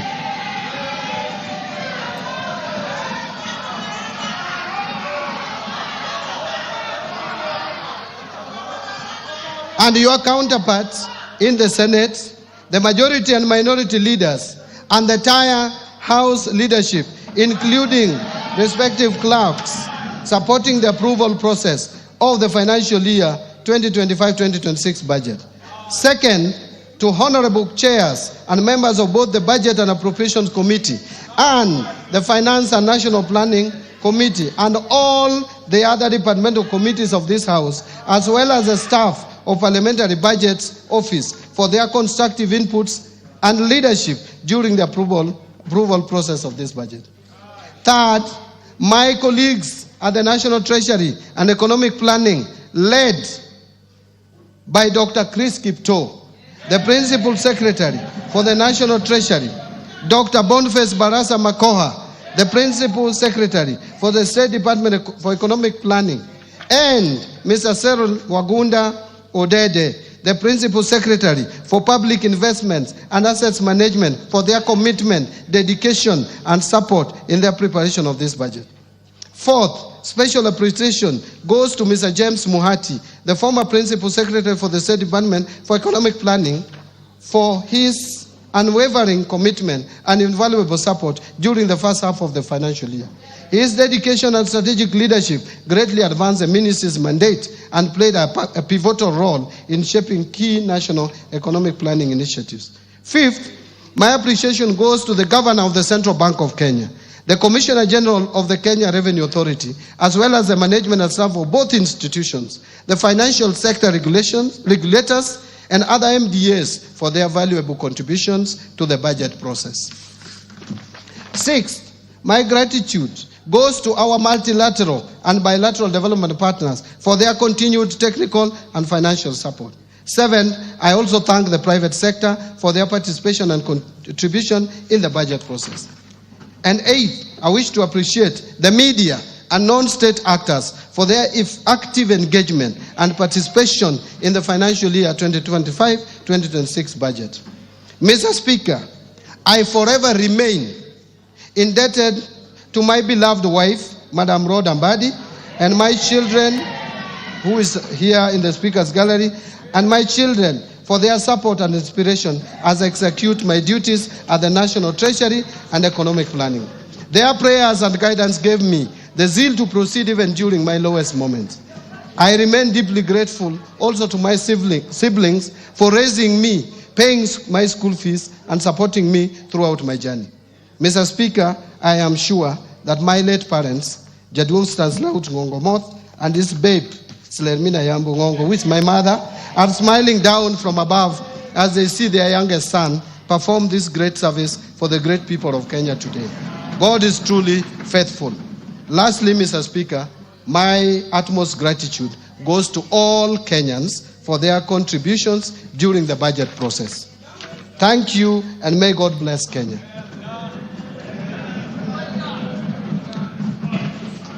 Mr. Speaker, before I resume my seat, you will recall that I have already submitted to this House the budget estimates and the Finance Bill 2025, together with the accompanying documents as required by the Public Finance Management Act 2012. Today, I further submit the following documents for this August House and request that you graciously receive them. 1. Budget statement for the financial year 2025-26. 2. The 2025 budget policy statement. 3. Estimates of revenue, grants and loans for the financial year 2025-2026. 4. Financial statements for the financial year 2025-26. 5. Medium-term debt management strategy 2025. 6. Budget highlights, the Mwananchi guide for the financial year 2025-26. And finally, statistical annex to the budget statement for the financial year 2025-2026. Thank you, Honorable Speaker. Thank you, honorable members.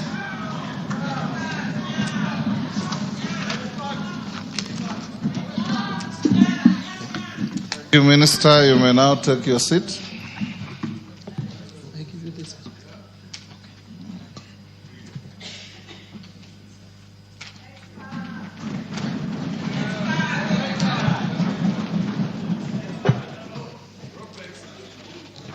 Thank you, CS, for just above 2 hours well spent in presenting your first budget highlights to this House. Honorable members, I wish to thank the Cabinet Secretary for the National Treasury and Economic Planning for ably making a public pronouncement of the budget policy highlights and the revenue-raising measures for the national government for the financial year 2025-2026 and the medium term. I confirm that in conformity with the provisions of Section 39 and 39A of the Public Finance Management Act, Cap 412A, and the Standing Order 244C, the Cabinet Secretary had already submitted to the National Assembly the relevant legislative proposals necessary to actualize the revenue-raising measures to finance the 2025-2026 budget. This has since culminated in the Finance Bill 2025, which is under consideration by this House. Honorable members, it's my pleasure to invite all members, the Cabinet Secretary for the National Treasury and Economic Planning, other Cabinet Secretaries, and all invited guests to a reception at the Parliamentary courtyard.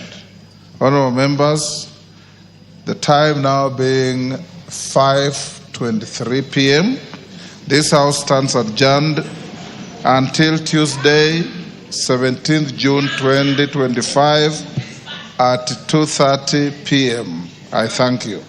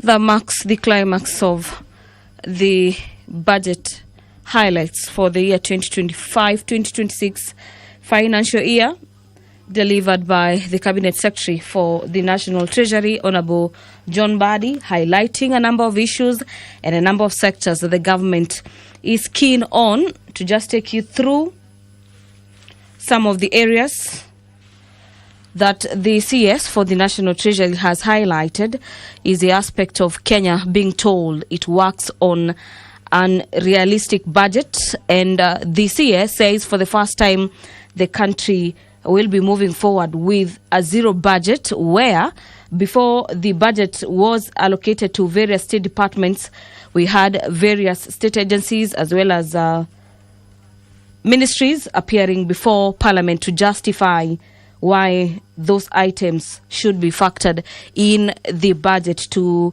align the aspect of the allocation of budget and to streamline the allocation of funds.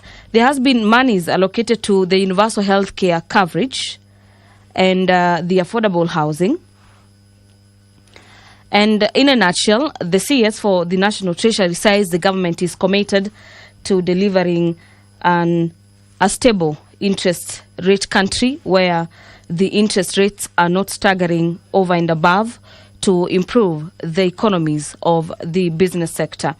Among the issues that the CS has highlighted that are set to streamline the business industry is the streamlining of the public procurement reforms.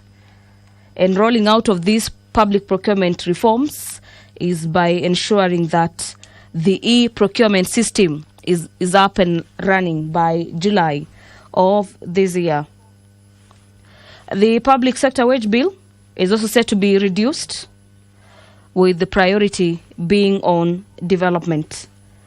On the issue of pending bills, 229 billion shillings have been recommended for settlements. This is pending cabinet approval. So that is some of the issues highlighted in this coming year, financial year. And so kindly allow me to hand over back to the Broadcasting House for more analysis on these budget estimates for the financial year 2025-2026. On behalf of the team that made this broadcast possible, allow me to thank you for watching and continue following us courtesy of our live platforms.